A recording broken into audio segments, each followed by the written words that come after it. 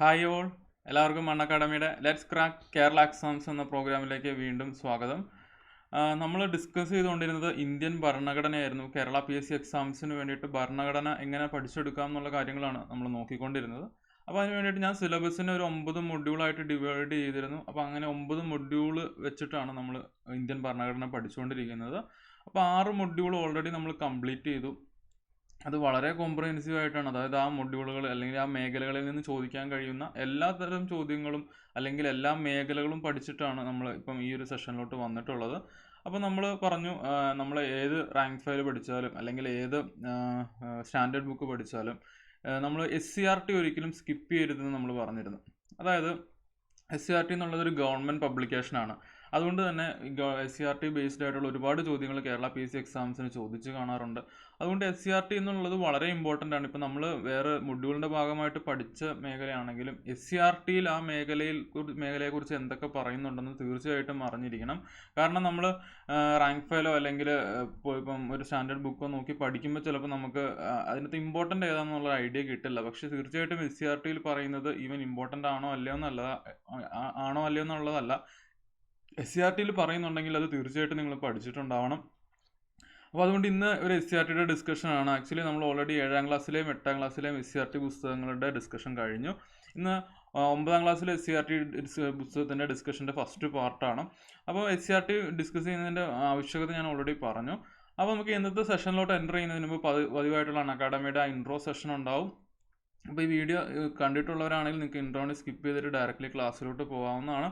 അപ്പോൾ അതായിട്ട് let's crack Kerala exams എന്നുള്ളൊരു യൂട്യൂബ് ചാനലുണ്ട്. അത് സബ്സ്ക്രൈബ് ചെയ്യാൻ ശ്രമിക്കുക. കൂടാതെ അക്കാഡമിയുടെ പ്ലസ് സബ്സ്ക്രിപ്ഷൻ എടുക്കുമ്പോൾ നിങ്ങൾ ആഷിക്കുന്നുള്ള കോഡ് യൂസ് ചെയ്യുകയാണെങ്കിൽ 10% ഓഫ് ലഭിക്കുന്നതാണ്. അപ്പോൾ അക്കാഡമിയുടെ പ്ലസ് ഫീച്ചറിനെ കുറിച്ച് കുറച്ച് കാര്യങ്ങൾ സംസാരിച്ചിട്ട് നമുക്ക് ഇന്നത്തെ സെഷനിലോട്ട് പോകാം. അപ്പോൾ ഞാൻ ആദ്യം എന്നെ ഒന്ന് പരിചയപ്പെടുത്താം. ഞാൻ ആഷിഖ് മുഹമ്മദ്. ഞാൻ MG യൂണിവേഴ്സിറ്റിയിൽ നിന്നുള്ളൊരു BTech ഗ്രാജുവേറ്റ് ആണ്. കൂടാതെ കറൻ്റ്ലി കേരള PSC എക്സാംസിന് ട്രെയിനിങ് നൽകുന്നുണ്ട്. അപ്പോൾ ശ്രദ്ധിക്കുക, അക്കാഡമിയുടെ പ്ലസ് സബ്സ്ക്രിപ്ഷൻ വഴി നിങ്ങൾക്ക് ലഭിക്കുന്ന ഫീച്ചേഴ്സിനെ കുറിച്ചിട്ടാണ് ഞാൻ പറയാൻ പോകുന്നത്. അപ്പോൾ അക്കാഡമിയുടെ പ്ലാറ്റ്ഫോമിൽ വരുന്ന ക്ലാസ്സുകളെ നമ്മളൊന്ന് ഡിവൈഡ് ചെയ്തിട്ടുണ്ടെങ്കിൽ യൂട്യൂബ് ക്ലാസ്സുകൾ വരാറുണ്ട്, സ്പെഷ്യൽ ക്ലാസ്സുകൾ വരാറുണ്ട്, കൂടാതെ പ്ലസ് കാറ്റഗറി ക്ലാസ്സുകൾ വരാറുണ്ട്. ശ്രദ്ധിക്കുക, അതിൻ്റെ തന്നെ ഈ യൂട്യൂബും സ്പെഷ്യൽ ക്ലാസ്സുകളും ആക്ച്വലി നിങ്ങൾക്ക് ഫ്രീ ആയിട്ട് ലഭിക്കുന്ന കണ്ടൻറ്റാണ്, അല്ലെങ്കിൽ ലേണേഴ്സിന് അല്ലെങ്കിൽ ആസ്പിരൻസിന് ഫ്രീ ആയിട്ട് ലഭിക്കുന്ന കണ്ടൻറ്റാണ്. ശ്രദ്ധിക്കുക, ഈ സ്പെഷ്യൽ ക്ലാസ്സുകളും ആക്ച്വലി ലൈവായിട്ട് തന്നെയാണ് വരാറ്. ലൈവ് സെഷൻസ് ആയിട്ടാണ് സ്പെഷ്യൽ ക്ലാസ്സുകൾ വരാറ്. അപ്പോൾ ഈ സ്പെഷ്യൽ ക്ലാസ്സുകൾ ആക്ച്വലി വളരെ ഇമ്പോർട്ടൻ്റ് അല്ലെങ്കിൽ വളരെ ബ്രില്യൻ്റ് ആയിട്ട് ക്രിയേറ്റ് ചെയ്യുന്ന വീഡിയോസാണ്. കാരണം ഒരു എഡ്യൂക്കേറ്ററുടെ ഈ പ്ലാറ്റ്ഫോമിൽ എക്സിസ്റ്റൻസ് തന്നെ ആദ്യം തീരുമാനിക്കുന്നത് ഈ സ്പെഷ്യൽ ക്ലാസ്സുകളാണ്. അപ്പോൾ സ്പെഷ്യൽ ക്ലാസ്സസ് അതുകൊണ്ട് തന്നെ ഏറ്റവും റിലവൻ്റ് ആയിട്ടുള്ള ടോപ്പിക്സ് വെച്ചിട്ടായിരിക്കും സ്പെഷ്യൽ ക്ലാസ്സുകൾ വരുന്നത്. പക്ഷേ അത് നിങ്ങൾക്ക് ഫ്രീ ആയിട്ട് ലഭിക്കുന്ന കണ്ടൻറ്റാണ് ഈ യൂട്യൂബ് കണ്ടൻറ്റും സ്പെഷ്യൽ ക്ലാസ് കണ്ടൻറ്റും. കൂടാതെ മറ്റൊരു കാറ്റഗറി കോഴ്സും അക്കാഡമിയുടെ പ്ലാറ്റ്ഫോമിലുണ്ട്. അതാണ് പ്ലസ് കാറ്റഗറി കോഴ്സുകൾ. അതായത് നമുക്കിപ്പോൾ ഒരു സബ്ജക്റ്റ് ആദ്യം മുതൽ അവസാനം വരെ എടുത്ത് കിട്ടണം അല്ലെങ്കിൽ അങ്ങനെ പഠിക്കണം എന്നുണ്ടെങ്കിൽ റെഗുലർ കോഴ്സുകൾ വരുന്നത് പ്ലസ് കാറ്റഗറി കോഴ്സിൻ്റെ കീഴിലാണ്. അപ്പോൾ സ്പെഷ്യൽ ക്ലാസ്സസ് എന്ന് പറഞ്ഞിട്ടുണ്ടെങ്കിൽ വളരെ ഇമ്പോർട്ടൻറ്റ് ടോപ്പിക്സ് അല്ലെങ്കിൽ വളരെ ഇമ്പോർട്ടൻറ്റ് സ്ട്രാറ്റജീസ് ബേസ്ഡ് ആയിട്ടുള്ള സ്പെഷ്യൽ ക്ലാസ്സുകളായിരിക്കും. റെഗുലർ ക്ലാസ്സുകൾ അല്ലെങ്കിൽ പ്ലസ് കാറ്റഗറി കോഴ്സുകളാണ് നിങ്ങൾക്ക് ആക്സസ് ചെയ്യണമെങ്കിൽ ഒരു സബ്സ്ക്രിപ്ഷൻ എടുക്കേണ്ടതായിട്ട് വരുന്നത്. അപ്പോൾ നിങ്ങൾ പ്ലസ് സബ്സ്ക്രിപ്ഷൻ എടുക്കുകയാണെങ്കിൽ അല്ലെങ്കിൽ അക്കാഡമിയുടെ പ്ലാറ്റ്ഫോം ഉപയോഗിക്കുകയാണെങ്കിൽ നിങ്ങൾക്ക് ലഭിക്കുന്ന ഫീച്ചേഴ്സിനെ കുറിച്ചിട്ടാണ് ഞാൻ ആദ്യം പറയാൻ പോകുന്നത്. അപ്പോൾ നിങ്ങൾക്ക് ഡെയിലി ലൈവ് ക്ലാസ്സുകൾ അക്കാഡമിയുടെ പ്ലാറ്റ്ഫോമിൽ ലഭിക്കുന്നതാണ്. അപ്പോൾ ലൈവ് സെഷൻസിൻ്റെ ഏറ്റവും വലിയ ഇമ്പോർട്ടൻസ് എന്തെന്ന് വെച്ചിട്ടുണ്ടെങ്കിൽ നിങ്ങൾക്ക് എഡ്യൂക്കേറ്ററുമായിട്ട് റിയൽ ടൈം ആയിട്ട് അല്ലെങ്കിൽ ലൈവായിട്ട് തന്നെ അവരുമായിട്ട് ചാറ്റ് ചെയ്യാം, അവരുമായിട്ട് ഡൗട്ട്സ് ചോദിക്കാം. കൂടാതെ അവർ ചോദിക്കുന്ന ഉത്തരങ്ങൾക്ക് നിങ്ങൾക്ക് പോൾ ചെയ്യാൻ കഴിയും. അങ്ങനെ മൊത്തത്തിൽ നമ്മളൊരു മാനുവൽ ക്ലാസ് പോലെ തന്നെ നിങ്ങളെ എൻഗേജ് ചെയ്യിക്കാൻ പറ്റുന്ന ഒരു ക്ലാസ്സാണ് ലൈവ് ക്ലാസ്സസ് എന്നുള്ളത്. അപ്പോൾ വെറുതെ നമ്മളൊരു സ്ക്രീനിൻ്റെ ഫ്രണ്ടിലിരുന്ന് അല്ലെങ്കിൽ മൊബൈൽ യൂസ് ചെയ്ത് കാണുക എന്നുള്ളതല്ല.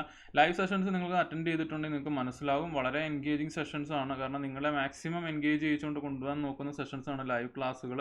ഒരു മാനുവൽ ക്ലാസ്സുമായിട്ട് യാതൊരു വ്യത്യാസവും നിങ്ങൾക്ക് തോന്നില്ല, എക്സെപ്റ്റ് നമുക്ക് നേരിട്ട് കാണാൻ പറ്റില്ല എന്നുള്ളൊരു വ്യത്യാസം മാത്രമേ അതിൻ്റെ അകത്ത് ഉണ്ടാവുകയുള്ളൂ. കൂടാതെ ഇപ്പോൾ റെഗുലർ കോഴ്സസ് ഒക്കെ ആണെങ്കിൽ ഓരോ വീക്ക് കൂടുമ്പോഴും മോക്ക് ടെസ്റ്റുകളുണ്ട്. അപ്പോൾ നിങ്ങളുടെ പെർഫോമൻസ് അനലൈസ് ചെയ്യാനും നിങ്ങൾക്ക് നിങ്ങളുടെ പഠനത്തെ വിലയിരുത്താനും ഒക്കെ അത് സഹായിക്കും. കൂടാതെ അക്കാഡമിയുടെ പ്ലാറ്റ്ഫോമിൽ ഒട്ടനവധി പ്രഗത്ഭരായ എഡ്യൂക്കേറ്റേഴ്സ് ഉണ്ട്. അപ്പോൾ ഇവരെല്ലാം നിങ്ങളിപ്പോൾ പഠിക്കുന്ന പർട്ടിക്കുലർ എക്സാംസ് ക്രാക്ക് ചെയ്തിട്ടുള്ളവരായിരിക്കും, അതല്ലെങ്കിൽ അവർ ആ സബ്ജക്റ്റ് പഠിപ്പിച്ച് വർഷങ്ങളോളം എക്സ്പീരിയൻസ് ഉള്ള ആളുകളായിരിക്കും. അപ്പോൾ അതുകൊണ്ട് തന്നെ അവർക്ക് തീർച്ചയായിട്ടും ഒരു എക്സാമിനെ എങ്ങനെ അപ്രോച്ച് ചെയ്യണം, അതല്ലെങ്കിൽ ആ എക്സാമിന് എന്തൊക്കെ റിലവൻ്റ് ആയിട്ടുള്ള ടോപ്പിക്സ് പഠിക്കണം എന്നുള്ളതിൻ്റെ വ്യക്തമായ ധാരണ ഉണ്ടാവും. ഇപ്പോൾ സ്ട്രാറ്റജി വെച്ചിട്ടാണ് അവർ ഓരോ കോഴ്സുകളും ഡിസൈൻ ചെയ്യുന്നത്, അല്ലെങ്കിൽ ഓരോ ക്ലാസ്സുകളും ഡിസൈൻ ചെയ്യുന്നത് സ്ട്രാറ്റജി വെച്ചിട്ടാണ്. കാരണം അവർ ഓൾറെഡി PSCയുടെ എല്ലാ ചോദ്യപേപ്പറുകളും കൂടെ പോയിട്ടുള്ളവരായിരിക്കും. അതുകൊണ്ട് തന്നെ PSC എന്ത് ഇമ്പോർട്ടൻസ് കൊടുത്തിട്ടാണ് ഓരോ വർഷങ്ങളിലും ചോദ്യപേപ്പർ ഉണ്ടാക്കുന്നത് എന്നുള്ളൊരു ഐഡിയ അവർക്കുണ്ടാവും. അപ്പോൾ തീർച്ചയായിട്ടും നിങ്ങളുടെ ലക്ഷ്യത്തിലോട്ട് എത്തിക്കാൻ തീർച്ചയായിട്ടും ഈ എഡ്യൂക്കേറ്റേഴ്സിന് സാധിക്കും. അതുകൊണ്ട് തന്നെ വെൽ സ്ട്രക്ചേർഡ് കോഴ്സസ് ആണ് അൺഅക്കാഡമിയുടെ പ്ലാറ്റ്ഫോമിലുള്ളത്. ഒരു വൺ ടൈം സബ്സ്ക്രിപ്ഷൻ വഴി നിങ്ങൾക്ക് അൺഅക്കാഡമിയുടെ പ്ലാറ്റ്ഫോമിലോട്ട് ഒരു അൺലിമിറ്റഡ് ആക്സസ് ആണ് ലഭിക്കുന്നത്.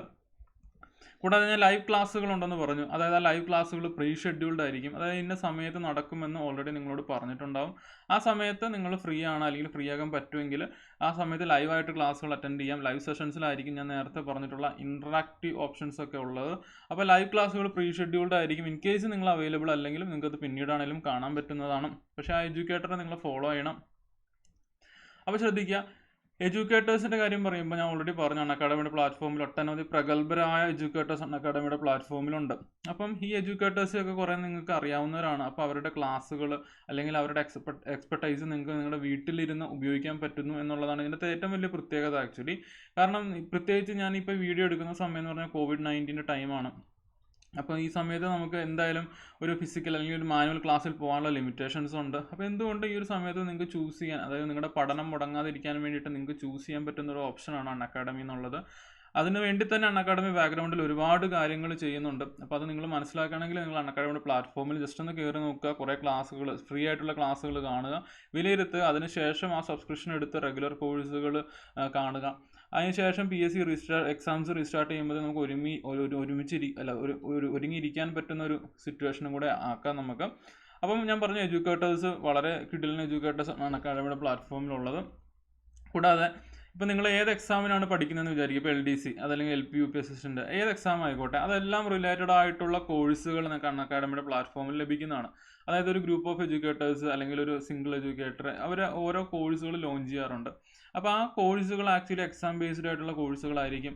അതായത് നിങ്ങളിപ്പം ഏത് എക്സാം ആയിക്കോട്ടെ, ഡിഗ്രി ലെവലോ +2 ലെവലോ 10th ലെവലോ ഏത് ലെവൽ എക്സാം ആയിക്കോട്ടെ, കേരള PSCക്ക് വേണ്ടിയിട്ട് നിങ്ങൾ പഠിക്കുമ്പോൾ കേരള PSC റിലേറ്റഡ് ആയിട്ടുള്ള എല്ലാ കോഴ്സുകളും നിങ്ങൾക്ക് ഈ ഒരു വൺ ടൈം സബ്സ്ക്രിപ്ഷൻ വഴി ലഭിക്കുന്നതാണ്. അതായത് ഏതെങ്കിലും ഒരു സിംഗിൾ എഡ്യൂക്കേറ്ററിൻ്റെ ക്ലാസ് അല്ല, അൺഅക്കാഡമിയുടെ പ്ലാറ്റ്ഫോമിൽ കേരള PSC സംബന്ധമായിട്ട് ഏതൊക്കെ എഡ്യൂക്കേറ്റേഴ്സ് പഠിപ്പിക്കുന്നുണ്ടോ അവരുടെ എല്ലാം ക്ലാസ്സുകൾ കിട്ടും. കൂടാതെ ഇവരെല്ലാം ഡിസൈൻ ചെയ്യുന്ന കോഴ്സുകൾ നിങ്ങൾക്ക് ആക്സസിബിൾ ആയിരിക്കും. അതായത് ഒരു അൺലിമിറ്റഡ് ആക്സസ് ആണ് നിങ്ങൾക്ക് അൺഅക്കാഡമിയുടെ പ്ലാറ്റ്ഫോമിലോട്ട് നിങ്ങൾക്ക് ലഭിക്കുന്നത്. കൂടാതെ ഈ പ്ലസ് കാറ്റഗറി കോഴ്സ് അല്ലെങ്കിൽ റെഗുലർ കോഴ്സസിൻ്റെ ഭാഗമായിട്ട് കോംപ്രഹെൻസീവ് സിലബസ് കവറേജ് ആണ് അൺഅക്കാഡമി പ്ലാറ്റ്ഫോമിൽ ഒരുക്കുന്നത്. അപ്പോൾ നിങ്ങൾക്കത് ജസ്റ്റ് ഈ സബ്സ്ക്രിപ്ഷൻ എടുക്കുന്ന സമയത്ത് ഒരു 1 or 2 ഡേ എനിക്ക് തോന്നുന്നു ഫ്രീ ആയിട്ട് നിങ്ങൾക്കത് യൂസ് ചെയ്യാൻ പറ്റുമെന്ന് തോന്നുന്നു. ആ സമയത്ത് നിങ്ങൾക്ക് കണ്ടൻറ്റ് അനലൈസ് ചെയ്യാം, കണ്ടൻറ്റ് എങ്ങനെയുണ്ടെന്നൊക്കെ നോക്കിയിട്ട് നിങ്ങൾക്ക് കോഴ്സ് സബ്സ്ക്രൈബ് ചെയ്യാൻ പറ്റും, അല്ലെങ്കിൽ അൺഅക്കാഡമിയുടെ സബ്സ്ക്രിപ്ഷൻ എടുക്കാൻ കഴിയുന്നതാണ്.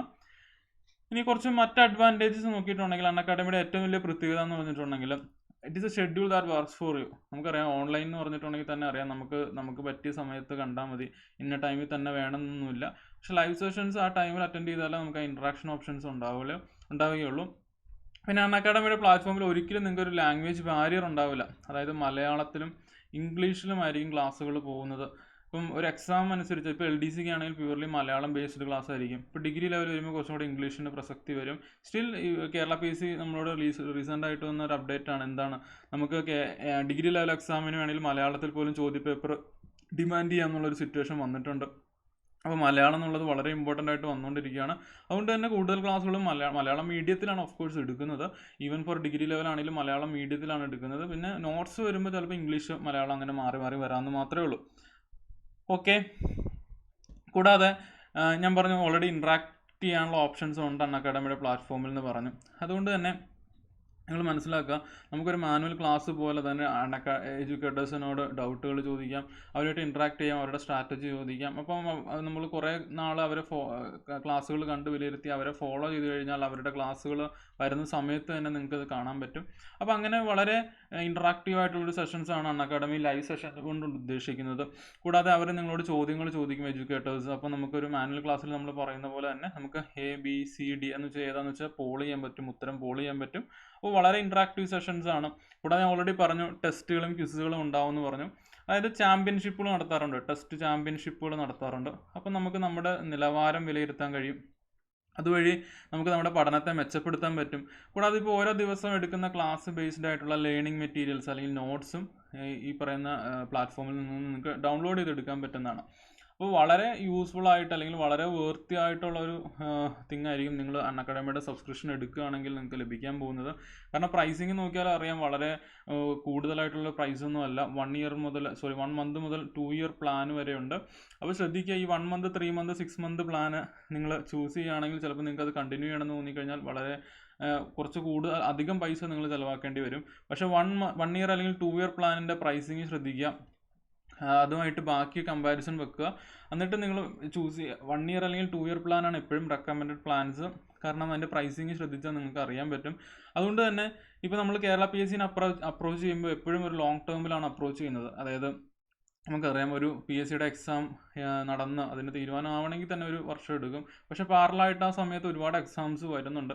അപ്പം നിങ്ങൾ ശ്രദ്ധിക്കുക, ഏതെങ്കിലും ഒരു എക്സാമിന് വേണ്ടി ആയിരിക്കരുത് നിങ്ങൾ സബ്സ്ക്രിപ്ഷൻ എടുക്കുക. അതായത് കേരള PSC എക്സാംസ് എഴുതി ഒരു ജോബ് കിട്ടുക അല്ലെങ്കിൽ ഒരു ഗവൺമെൻറ് ജോലിയിലോട്ട് എൻ്റർ ചെയ്യുക എന്നുള്ള ലക്ഷ്യത്തിലൂടെ എടുക്കുകയാണെങ്കിൽ നിങ്ങളൊരു 1 ഇയർ അല്ലെങ്കിൽ 2 ഇയർ പ്ലാൻ എടുക്കുക.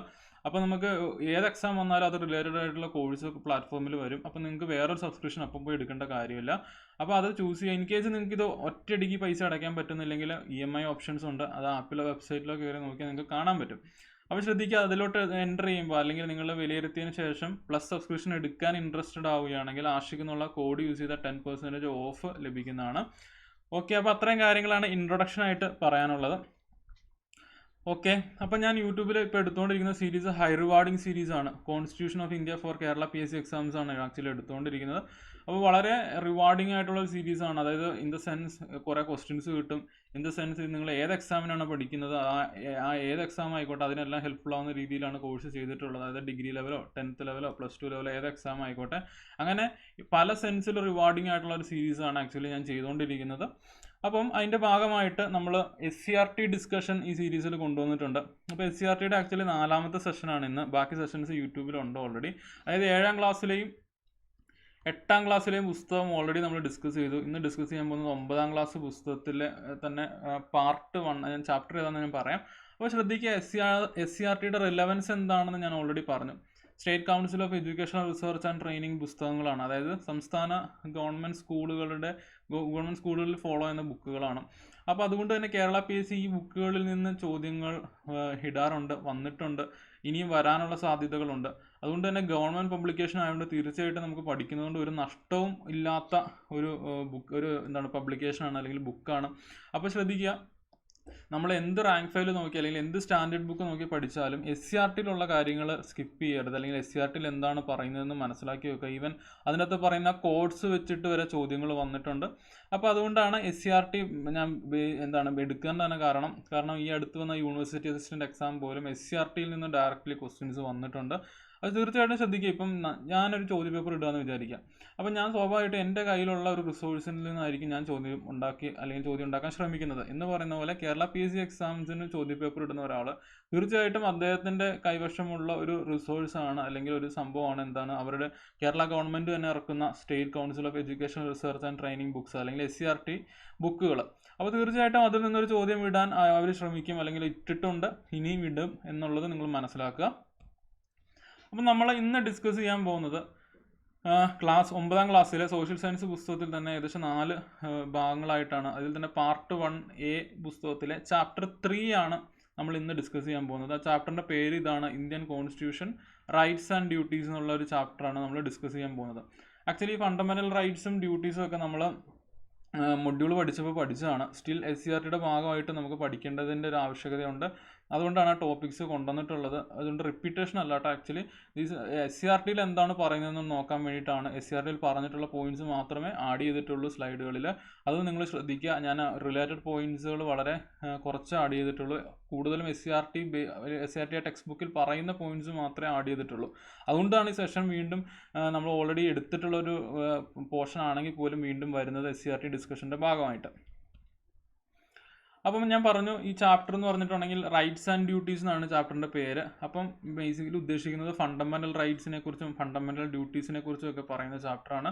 നമുക്കൊരു വലിയ പഠിക്കാനാണെങ്കിൽ കുറച്ച് വലിയ ചാപ്റ്ററാണ്. ലൈക്ക് ഫണ്ടമെന്റൽ റൈറ്റ്സിനെ കുറിച്ച് പറയുന്നുണ്ട്, ഡയറക്റ്റീവ് പ്രിൻസിപ്പിൾസ് അല്ലെങ്കിൽ മാർഗ്ഗനിർദ്ദേശങ്ങളെ കുറിച്ച് പറയുന്നുണ്ട്, കൂടാതെ ഫണ്ടമെന്റൽ ഡ്യൂട്ടീസിനെ കുറിച്ചും പറയുന്ന ചാപ്റ്ററാണ്. അതുകൊണ്ട് തന്നെ 2 സെഷനായിട്ടായിരിക്കും ഈ ഒരു പർട്ടിക്കുലർ ടെക്സ്റ്റ് ബുക്കിലെ ഈ ചാപ്റ്റർ നമ്മൾ പഠിക്കുക. ഇന്നത്തെ സെഷൻ ഉണ്ടാവും, തൊട്ടടുത്ത സെഷനും ഇതേ ചാപ്റ്റർ റിലേറ്റഡ് ആയിട്ടായിരിക്കും. അപ്പോൾ നമുക്ക് സ്റ്റാർട്ട് ചെയ്താലോ? ഫണ്ടമെന്റൽ റൈറ്റ്സിനെ കുറിച്ചിട്ട് എന്ത് പറഞ്ഞാണ് SCRTയുടെ ചാപ്റ്റർ തുടങ്ങുന്നതെന്ന് നമുക്ക് നോക്കാം. അപ്പം റൈറ്റ്സ് അല്ലെങ്കിൽ അവകാശങ്ങൾ എന്നുള്ളത് ഒരു ഡെമോക്രാറ്റിക് സൊസൈറ്റിയുടെ ഇൻ്റഗ്രൽ പാർട്ടാണ്. അല്ലെങ്കിൽ നമുക്കറിയാം നമ്മുടെ അവകാശങ്ങൾ നമുക്ക് എത്രത്തോളം പ്രാധാന്യമുള്ളതാണെന്ന് നമുക്കറിയാം. അതുകൊണ്ട് തന്നെ ഭരണഘടനയും നമ്മുടെ മൗലിക അവകാശങ്ങൾക്ക് ഒരുപാട് പ്രാധാന്യം നൽകിയിട്ടുണ്ട്. അതിൽ നമുക്ക് മനസ്സിലാക്കാവുന്ന വസ്തുത ഇതാണ്: നമ്മുടെ മൗലിക അവകാശം ലംഘിക്കപ്പെട്ടു കഴിഞ്ഞിട്ടുണ്ടെങ്കിൽ നമുക്ക് ഡയറക്റ്റ്ലി സുപ്രീം കോടതിയിൽ പോകാമെന്നുള്ളതാണ്. അതിൻ്റെ ഇടയ്ക്കുള്ള ഒരു കോടതിയിലും പോകേണ്ട, ഡയറക്റ്റ്ലി സുപ്രീം കോടതിയിൽ പോകാമെന്നുള്ളതാണ്. അതുകൊണ്ട് തന്നെ നമ്മുടെ രാജ്യം നമുക്ക് തന്നിട്ടുള്ള, അല്ലെങ്കിൽ നമ്മുടെ രാജ്യത്തിൻ്റെ ഭരണഘടന നമുക്ക് തന്നിട്ടുള്ള ഈ അവകാശങ്ങൾ ശരിക്കും നമ്മുടെ ജീവിതത്തെ തന്നെ വളരെ നല്ല രീതിയിൽ ബാധിക്കുന്ന ഒരു സംഭവമാണ്. അപ്പോൾ അങ്ങനെ കുറച്ച് ഒരു ഇൻട്രൊഡക്ഷൻ ആയിട്ട് കുറച്ച് കാര്യങ്ങൾ അതിൻ്റെ അകത്ത് പറഞ്ഞിട്ടുണ്ട്. പക്ഷേ എക്സാം പോയിന്റ് ഓഫ് വ്യൂവിൽ വരുമ്പോഴത്തേനും ഫണ്ടമെന്റൽ റൈറ്റ്സ് എന്നുള്ളൊരു ആശയം നമ്മുടെ ഭരണഘടനയിൽ ഉൾപ്പെടുത്താൻ വേണ്ടിയിട്ട് ഇൻഫ്ലുവൻസ് ചെയ്ത കുറച്ച് 1-2 കാര്യങ്ങൾ പറയുന്നുണ്ട്. അതൊന്ന് നെഹ്റു കമ്മിറ്റി റിപ്പോർട്ടാണ്. അപ്പോൾ ഈ നെഹ്റു കമ്മിറ്റി റിപ്പോർട്ട് ആക്ച്വലി നമുക്കൊരു ഡൊമീനിയൻ സ്റ്റാറ്റസ് വേണം എന്നൊക്കെ പറഞ്ഞ് സമർപ്പിച്ചൊരു റിപ്പോർട്ടാണ്. ഡൊമീനിയൻ സ്റ്റാറ്റസ് അല്ലെങ്കിൽ ഒരു ഫെഡറൽ ഫോം ഓഫ് ഗവൺമെൻറ് നമ്മുടെ രാജ്യത്ത് വേണം എന്നൊക്കെ പറഞ്ഞ് സമർപ്പിച്ചൊരു റിപ്പോർട്ടാണ്. ആക്ച്വലി ഇതിൻ്റെ അകത്തും ഈ റൈറ്റ്സിനെ കുറിച്ച് പറയുന്നുണ്ടായിരുന്നു. അതുകൊണ്ട് തന്നെ നെഹ്റു കമ്മിറ്റി റിപ്പോർട്ട് ആക്ച്വലി നമ്മുടെ റൈറ്റ്സിനെ ഇൻഫ്ലുവൻസ്, അല്ലെങ്കിൽ ഫണ്ടമെന്റൽ റൈറ്റ്സിനെ ഇൻഫ്ലുവൻസ് ചെയ്ത റിപ്പോർട്ടാണ്. കൂടാതെ അതേ സെയിം ടൈമിൽ തന്നെ ഇൻഫ്ലുവൻസ് ചെയ്തതാണ് അമേരിക്കൻ ഭരണഘടനയിൽ പറയുന്ന ബിൽ ഓഫ് റൈറ്റ്സ് എന്നുള്ള അവകാശങ്ങളുടെ ഒരു ലിസ്റ്റ്. അപ്പോൾ ശരിക്കും നമ്മൾ പഠിച്ചിട്ടുണ്ട് എന്താണ് മൗലിക അവകാശം എന്നുള്ളൊരു ആശയം നമ്മൾ കടമെടുത്തിട്ടുള്ളത് അമേരിക്കൻ ഭരണഘടനയിൽ നിന്നാണ് പറഞ്ഞിട്ടുണ്ട്. അപ്പോൾ അമേരിക്കൻ ഭരണഘടനയിൽ ഇതിനെ പറയുന്നത് ബിൽ ഓഫ് റൈറ്റ്സ് എന്നുള്ളതാണ്. അപ്പോൾ ശ്രദ്ധിക്കുക, ഈ നെഹ്റു കമ്മിറ്റി റിപ്പോർട്ടും ഈ ബിൽ ഓഫ് റൈറ്റ്സും ആക്ച്വലി നമ്മുടെ ഫണ്ടമെന്റൽ റൈറ്റ്സിനെ വളരെ ഇൻഫ്ലുവൻസ് ചെയ്തിട്ടുള്ള 2 കാര്യങ്ങളാണ്. അപ്പോൾ ഇത് ആക്ച്വലി SCRTയിൽ പറയുന്നുണ്ട്, അതുകൊണ്ട് തന്നെ വളരെ ഇമ്പോർട്ടൻ്റ് ആണ്. ഈ നെഹ്റു കമ്മിറ്റി റിപ്പോർട്ട് ആക്ച്വലി നമ്മൾ ഹിസ്റ്ററിയുടെ ഭാഗമായിട്ട് പഠിക്കുന്നതാണ്. സ്റ്റിൽ ഭരണഘടന എടുക്കുമ്പോൾ അല്ലെങ്കിൽ ഫണ്ടമെന്റൽ റൈറ്റ്സ് എടുക്കുമ്പോൾ അതിൻ്റെ ഒരു ഇമ്പോർട്ടൻസ് വരുന്നതുകൊണ്ടാണ് അത് ഇവിടെ പറയപ്പെടുന്നത്. അപ്പോൾ നെഹ്റു കമ്മിറ്റി റിപ്പോർട്ടും ബിൽ ഓഫ് റൈറ്റ്സ് എന്നുള്ള അമേരിക്കൻ ഭരണഘടനയിലെ ഈ പറയുന്ന റൈറ്റ്സ് ഒക്കെ നമ്മുടെ ഫണ്ടമെന്റൽ റൈറ്റ്സിലോട്ട് എത്താൻ വേണ്ടിയിട്ടുള്ള ഇൻഫ്ലുവൻസുകളാണ്, അല്ലെങ്കിൽ അവിടെ നിന്ന് നമ്മൾ ആശയങ്ങൾ ഉൾക്കൊണ്ടിട്ടുണ്ടെന്ന് മനസ്സിലാക്കുക. അപ്പോൾ SCRT പറയുന്ന അടുത്ത പോയിന്റ്, നമ്മുടെ ഭരണഘടനയിൽ 6 മൗലിക അവകാശങ്ങളെ കുറിച്ചിട്ടാണ് പറയുന്നതെന്നാണ് SCRT പറയുന്നത്. പക്ഷെ നമ്മൾ യഥാർത്ഥത്തിൽ മൊഡ്യൂൾ പഠിച്ചു നിലവിൽ വന്ന സമയത്ത് 7 മൗലിക അവകാശങ്ങൾ ഉണ്ടായിരുന്നു. എന്നാൽ അത് 6 മാറി, അതിൽ നിന്ന് പോയത് സ്വത്തവകാശമാണെന്നൊക്കെ നമ്മൾ പഠിച്ചതാണ്. അപ്പോൾ അതുകൊണ്ടാണ് 6 മൗലിക അവകാശങ്ങളാണ് നമ്മുടെ ഭരണഘടനയിൽ ഉള്ളത് എന്ന് SCRT പറയുന്നത്. ഓക്കെ, അപ്പോൾ ആ പോയിന്റ്സ് ക്ലിയർ അല്ലേ? എക്സാം പോയിന്റ് ഓഫ് വ്യൂവിൽ എടുക്കേണ്ട ഇതൊക്കെയാണ്: Nehru committee report, bill of rights, American ഭരണഘടനയിലെ ബിൽ ഓഫ് റൈറ്റ്സ്, ഇതൊക്കെയാണ് നമ്മുടെ മൗലിക അവകാശങ്ങളെ, അതായത് ഇന്ത്യൻ ഭരണഘടനയിലെ മൗലിക അവകാശങ്ങളെ സ്വാധീനിച്ച കാര്യങ്ങൾ. കൂടാതെ നമുക്ക് നിലവിൽ 6 മൗലിക അവകാശങ്ങൾ ഉണ്ടെന്നും SCRT പറയുന്നു. അപ്പോൾ 6 മൗലിക അവകാശങ്ങൾ SCRT പറയുന്നത് ഇങ്ങനെയാണ് ലിസ്റ്റ് ചെയ്യപ്പെട്ടിട്ടുള്ളത്. അപ്പോൾ ഇത് SCRTയിലെ അതേ ചാർട്ട് തന്നെയാണ്, ക്രെഡിറ്റ്സ് SCRT തന്നെയാണ്. അപ്പോൾ SCRTയിൽ നിന്നാണ് ഈ ഒരു പർട്ടിക്കുലർ ഫിഗർ എടുത്തിട്ടുള്ളത്. അപ്പോൾ ശ്രദ്ധിക്കുക, ആ 6 മൗലിക അവകാശങ്ങൾ ഏതൊക്കെയാണെന്ന് നമുക്ക് നോക്കാം. SCRT പറഞ്ഞിട്ടുള്ളത് നമ്മൾ പഠിച്ചിട്ടുള്ളതാണ് ഓൾറെഡി. റൈറ്റ് ടു ഈക്വാളിറ്റി, അതായത് സമത്വത്തിനുള്ള അവകാശം; റൈറ്റ് ടു ഫ്രീഡം, സ്വാതന്ത്ര്യത്തിനുള്ള അവകാശം; റൈറ്റ് അഗെയിൻസ്റ്റ് എക്സ്പ്ലോയിറ്റേഷൻ, ചൂഷണത്തിനെതിരെയുള്ള അവകാശം. നിങ്ങൾ ശ്രദ്ധിക്കുക, ഞാൻ ഈ ഇട്ട നമ്പറിൻ്റെ അതേ ഓർഡറിൽ തന്നെയാണ് ഭരണഘടനയിലും ഇത് പറയുന്നത്. ശ്രദ്ധിക്കുക, ആ ഓർഡർ വെച്ചിട്ട് ആക്ച്വലി ചോദ്യങ്ങൾ ചോദിക്കാറുണ്ട്. 4-മത്തേതാണ് മതസ്വാതന്ത്ര്യം അല്ലെങ്കിൽ right to freedom of religion. 5-മത്തേതാണ് cultural and educational rights, basically മൈനോറിറ്റീസുമായിട്ട് റിലേറ്റഡ് ആയിട്ടുള്ള അവകാശങ്ങളാണ്. 6-മത്തേതാണ് റൈറ്റ് ടു കോൺസ്റ്റിറ്റ്യൂഷണൽ റെമഡീസ്. അപ്പോൾ ശ്രദ്ധിക്കുക, വളരെ ഇമ്പോർട്ടൻ്റ് ആയിട്ടുള്ള ഒരു കാര്യമാണ്. 6 മൗലിക അവകാശങ്ങളാണ് ഭരണഘടനയിലുള്ളതെന്നും SCRT പറയുന്നു. ആ 6 ഏതാണെന്നും ലിസ്റ്റ് ചെയ്യപ്പെടുന്നു. ഒരു ഒരു ഫിഗർ വെച്ചിട്ടാണ് പറഞ്ഞിട്ടുള്ളത്. റൈറ്റ് ടു ഈക്വാളിറ്റി അല്ലെങ്കിൽ സമത്വത്തിനുള്ള അവകാശം ആർട്ടിക്കിൾ അല്ല, സമത്വത്തിനുള്ള ആർട്ടിക്കിൾ ഞാൻ കുറച്ച് കഴിയുമ്പോൾ പറയാം. സമത്വത്തിനുള്ള അവകാശമാണ്. ആ ഓർഡറിൽ വരുമ്പോൾ ഭരണഘടനയിൽ പറയുന്ന ഓർഡർ അനുസരിച്ചിട്ടും ആദ്യം വരുന്നത് റൈറ്റ് ടു ഈക്വാളിറ്റി അല്ലെങ്കിൽ സമത്വത്തിനുള്ള അവകാശമാണ്. 2-മതായിട്ട് വരുന്നത് റൈറ്റ് ടു ഫ്രീഡം അല്ലെങ്കിൽ സ്വാതന്ത്ര്യത്തിനുള്ള അവകാശമാണ്. 3-മതായിട്ട് വരുന്നത് റൈറ്റ് അഗെയിൻസ്റ്റ് എക്സ്പ്ലോയിറ്റേഷൻ അല്ലെങ്കിൽ ചൂഷണത്തിനെതിരെയുള്ള അവകാശമാണ്. 4-മതായിട്ട് വരുന്നത് right to freedom of religion അല്ലെങ്കിൽ മതസ്വാതന്ത്ര്യം. 5-മത് വരുന്നത് കൾച്ചറൽ ആൻഡ് എഡ്യൂക്കേഷണൽ റൈറ്റ്സ്. 6-മത് വരുന്നത് റൈറ്റ് ടു കോൺസ്റ്റിറ്റ്യൂഷണൽ റെമഡീസ്. അപ്പോൾ ഇതിനെക്കുറിച്ച് ഓരോന്നിനെക്കുറിച്ച് നമുക്ക് ഡിസ്കസ് ചെയ്യാം. SCERT പറഞ്ഞിട്ടുള്ള രീതിയിൽ, അതല്ലാത്ത രീതിയിൽ നമ്മൾ ഓൾറെഡി ഡിസ്കസ് ചെയ്തിട്ടുള്ളതാണ്. ഓക്കെ, അപ്പം ഫസ്റ്റ് ഫണ്ടമെൻ്റൽ റൈറ്റ് ആണ് right to equality. Right to equality പക്ഷേ ഈ ആർട്ടിക്കിൾ ആക്ച്വലി SCERT പറഞ്ഞിട്ടില്ല. സ്റ്റിൽ നിങ്ങൾക്ക് ഓർത്തിരിക്കാൻ വേണ്ടി ഞാൻ ആഡ് ചെയ്തതാണ്. ആർട്ടിക്കിൾ 14 മുതൽ 18 വരെയാണ്. ശ്രദ്ധിക്കുക, ഫണ്ടമെൻ്റൽ റൈറ്റ്സിനെ കുറിച്ച് പറയുന്ന പാർട്ട് 3 ആണ്. ഭരണഘടനയുടെ ഭാഗം 3 പറയുന്നത്. ആർട്ടിക്കിൾ റേഞ്ച് നോക്കിയിട്ടുണ്ടെങ്കിൽ ആർട്ടിക്കിൾ 12 മുതൽ 35 വരെയാണ്. അപ്പോൾ അത് രണ്ടും നമ്മൾ പഠിച്ച പോയിന്റ്സ് ആണ്. പക്ഷേ SCERT ഈ ആർട്ടിക്കിൾ അല്ലെങ്കിൽ പാർട്ടിനെ കുറിച്ച് പറയുന്നില്ല ഈ ചാപ്റ്ററിൽ. സ്റ്റിൽ നമുക്ക് ഇമ്പോർട്ടൻ്റ് ആണ്. പാർട്ട് 3 ആണ്. ആർട്ടിക്കിൾ 12 മുതൽ 35 വരെയുള്ള ആർട്ടിക്കിളാണ് എന്ത് ഡീൽ ചെയ്യുന്നത്, ഫണ്ടമെൻ്റൽ റൈറ്റ്സിനെ കുറിച്ച് ഡീൽ ചെയ്യുന്നത്. അപ്പോൾ ഒന്നാമത്തെ മൗലികാവകാശം എന്ന് പറഞ്ഞാൽ റൈറ്റ് ടു ഇക്വാളിറ്റി ആണ്, അല്ലെങ്കിൽ സമത്വത്തിനുള്ള അവകാശമാണ്. സമത്വത്തിനുള്ള അവകാശം. അപ്പം ഞാൻ പറഞ്ഞു ആർട്ടിക്കിൾ 14 മുതൽ 18 വരെയാണെന്ന് പറഞ്ഞു. ഇതിപ്പോൾ അതേ ഓർഡറിൽ തന്നെയാണ് ഇട്ടിട്ടുള്ളത്. ആർട്ടിക്കിൾ 14 ഇത് 15 ഇത് 16 ഇത് 17 ഇത് 18. അപ്പോൾ ആദ്യം 14ാമത്തെ ആർട്ടിക്കിൾ എന്താണെന്ന് നമുക്ക് നോക്കിയാലോ. Ensure equality before law. എന്താണ്? വളരെ ബേസിക് ആയിട്ടുള്ള അർത്ഥമാണ്. നിയമവാഴ്ച, അതായത് ഈ നിയമത്തിന് മുന്നിൽ എല്ലാവരും തുല്യരാണ്. നിയമത്തിന് മുന്നിൽ വലിയവനെന്നോ ചെറിയവനെന്നോ അല്ലെങ്കിൽ പണക്കാരനെന്നോ പാവപ്പെട്ടവനെന്നോ അല്ലെങ്കിൽ ഒരു ഭരണാധികാരി എന്നോ അല്ലെങ്കിൽ ഒരു സാധാരണക്കാരനെന്നോ അങ്ങനെ ഒരു വ്യത്യാസമില്ല. നമ്മുടെ രാജ്യത്ത് നിയമത്തിന് മുന്നിൽ എല്ലാവരും തുല്യരാണ്. അപ്പോൾ അതാണ് ഈ ഇക്വാളിറ്റി ബിഫോർ ലോ അല്ലെങ്കിൽ എൻഷുർ ഇക്വാളിറ്റി ബിഫോർ ലോ എന്നതുകൊണ്ട് ഉദ്ദേശിക്കുന്നത്. ശ്രദ്ധിക്കുക, ഞാൻ നോട്ട്സ് ഇംഗ്ലീഷിലാണ് കൊടുത്തിട്ടുള്ളത്, പക്ഷേ മലയാളത്തിലാണ് പറയാൻ ശ്രമിക്കുന്നത്. അപ്പോൾ അതുകൊണ്ട് തന്നെ ഏത് കാറ്റഗറി എക്സാം എഴുതുന്നവർക്കും ഇമ്പോർട്ടൻസ് വരാൻ വേണ്ടിയിട്ടാണ്, അല്ലെങ്കിൽ അവർക്ക് ഹെൽപ്ഫുൾ ആവാൻ വേണ്ടിയിട്ടാണ് ആ രീതിയിൽ പറയുന്നത്. അപ്പോൾ എൻഷുർ ഇക്വാളിറ്റി ബിഫോർ ലോ, അതായത് നിയമത്തിന് മുന്നിൽ എല്ലാവരും തുല്യരാണെന്നുള്ളതാണ്. പിന്നെ ഈക്വൽ പ്രൊട്ടക്ഷൻ ഓഫ് ലോസ് എന്നുള്ള ഒരു ആശയം ശരിക്കും അത് പറയുന്നുണ്ട്. പക്ഷേ SCERT അങ്ങനെ ആ ഒരു പോയിന്റ് പറയുന്നില്ല. നമ്മൾ മൊഡ്യൂൾ പഠിച്ചതാണ്. ഈക്വൽ പ്രൊട്ടക്ഷൻ ഓഫ് ലോസ് എന്ന് പറഞ്ഞിട്ടുണ്ടെങ്കിൽ എല്ലാവരും നിയമത്തിന് മുന്നിൽ തുല്യരാണെന്ന് പറയുമ്പോഴും നമുക്കറിയാം നമ്മുടെ രാജ്യത്ത്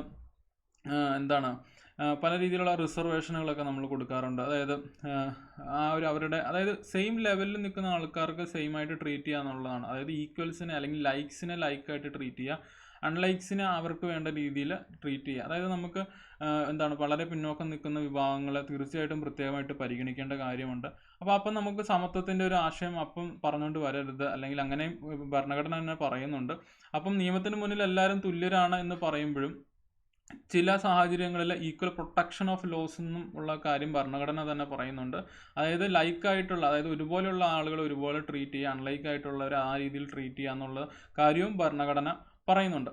അപ്പോൾ ശ്രദ്ധിക്കുക, ബേസിക്കായിട്ട് ഓർത്തിരിക്കേണ്ടത് ഇതാണ്. ആർട്ടിക്കിൾ 14 പറയുന്നത് നിയമത്തിന് മുന്നിൽ എല്ലാവരും തുല്യരാണ് എന്നുള്ളതാണ്. ബേസിക്കലി റൂൾ ഓഫ് ലോ ആണ് പറയുന്നത്. നമ്മൾ ബ്രിട്ടീഷ് ഭരണഘടനയിൽ നിന്ന് എടുത്തിട്ടുള്ള ആശയമാണ് റൂൾ ഓഫ് ലോ അല്ലെങ്കിൽ നിയമവാഴ്ച. അതായത് നിയമത്തിന് മുന്നിൽ എല്ലാവരും തുല്യരാണ് എന്നുള്ളൊരു ആശയമാണ് ആർട്ടിക്കിൾ 14 പറയുന്നത്. ആർട്ടിക്കിൾ 15 പറയുന്നത് എന്താണ്? വിവേചനം പാടില്ല എന്ന് പറയുന്നത്. Prohibition of discrimination. എന്തൊക്കെ കാര്യങ്ങളിൽ? Caste, religion, race, sex, place of birth. അതായത് ജാതി, മതം, വർണ്ണം, സെക്സ്, പ്ലേസ് ഓഫ് ബർത്ത് തുടങ്ങിയ കാര്യങ്ങളിൽ വിവേചനം പാടില്ല എന്നാണ് പറയുന്നത്. എന്നാൽ ഇതിനും എക്സെപ്ഷനായിട്ട് ഭരണഘടന പറയുന്നുണ്ട്. എന്നാൽ സ്ത്രീകൾക്കും കുട്ടികൾക്കും പ്രത്യേക റിസർവേഷൻ അല്ലെങ്കിൽ പ്രത്യേക പരിഗണന നൽകുന്നതും ആർട്ടിക്കിൾ 15 തന്നെയാണ്. അപ്പം വിവേചനം പാടില്ല എന്ന് പറയുന്നിടത്ത് തന്നെ ഈ സ്ത്രീകൾക്കും കുട്ടികൾക്കും നമുക്ക് കുറച്ച് വിവേചനം ആവാം, അല്ലെങ്കിൽ അവർക്ക് പ്രത്യേക പരിഗണന നൽകാം എന്നും ഭരണഘടന പറയുന്നുണ്ട്. അപ്പം മനസ്സിലാക്കുക, ഭരണഘടന വളരെ ക്രിസ്റ്റൽ ക്ലിയർ ആയിട്ടാണ് കാര്യങ്ങൾ പറഞ്ഞിട്ടുള്ളത്. പൊതുവെ നോക്കുമ്പം ജാതി, മതം, വർണ്ണം, വർഗം, സെക്സ്, പ്ലേസ് ഓഫ് ബർത്ത് തുടങ്ങിയ കാര്യങ്ങളിൽ വെച്ചിട്ടൊരു വിവേചനം പാടില്ല. അതായത് ഈ പറയുന്ന 5 കാര്യങ്ങൾ വെച്ചിട്ട് വിവേചനം പാടില്ല എന്നാണ് ഭരണഘടന പറയുന്നത്. എന്നാൽ ഇതല്ലാത്ത വേറൊരു കാര്യം വെച്ചിട്ട് വേണമെങ്കിൽ വിവേചനം ആവാം. പക്ഷേ ഈ 5 കാര്യങ്ങൾ വെച്ചിട്ട് ഒരിക്കലും വിവേചനം പാടില്ല. Caste, religion, race, sex, place of birth വെച്ചിട്ട്. എന്നാൽ അത് പറഞ്ഞിട്ടുള്ള അതേ സാഹചര്യത്തിൽ തന്നെ ഭരണഘടന പറയുന്നുണ്ട് പ്രത്യേക വിഭാഗമായിട്ടുള്ള സ്ത്രീകളും അല്ലെങ്കിൽ കുട്ടികളും അവർക്ക് പ്രത്യേക പരിഗണന നൽകണമെന്നും ഭരണഘടന പറഞ്ഞിട്ടുണ്ട്. അതുകൊണ്ട് തന്നെ നമുക്കറിയാം അവർക്ക് പ്രത്യേക പരിഗണന നൽകുന്നതായിട്ടുള്ള പല സന്ദർഭങ്ങൾ അല്ലെങ്കിൽ പല നിയമങ്ങളും നമുക്ക് നമ്മുടെ രാജ്യത്തുണ്ട്. അതുകൊണ്ട് തന്നെ നിങ്ങൾ മനസ്സിലാക്കുക, വിവേചനം പാടില്ല എന്ന് പറയുന്നിടത്ത് തന്നെ സ്ത്രീകൾക്കും കുട്ടികൾക്കും പ്രത്യേക പരിഗണന നൽകണമെന്നും പറയുന്നുണ്ട്. അത് ചോദ്യമാണ്. സ്ത്രീകൾക്കും കുട്ടികൾക്കും പ്രത്യേക പരിഗണന നൽകണം എന്ന് പറയുന്ന ആർട്ടിക്കിൾ 15 ആണ്. അടുത്താണ് ആർട്ടിക്കിൾ 16. സമത്വത്തിനുള്ള അവകാശങ്ങളിൽ തന്നെ വരുന്ന ആർട്ടിക്കിൾ 16 ആണ്.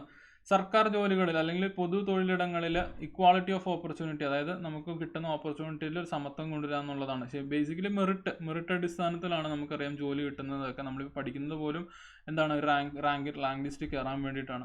അപ്പോൾ എന്താണ് ഇക്വാളിറ്റി ഓഫ് ഓപ്പർച്യൂണിറ്റി എന്നുകൊണ്ട് ഉദ്ദേശിക്കുന്നത് അതാണ്. അതായത് ഒരാൾക്ക് ഇഷ്ടമുള്ള അല്ലെങ്കിൽ ഭരണത്തിലിരിക്കുന്ന ആൾക്ക് ഇഷ്ടമുള്ള ഒരാളെ ആയിരിക്കില്ല അല്ലെങ്കിൽ സർക്കാർ ഉദ്യോഗങ്ങളിലോട്ട് കൊണ്ടുവരിക.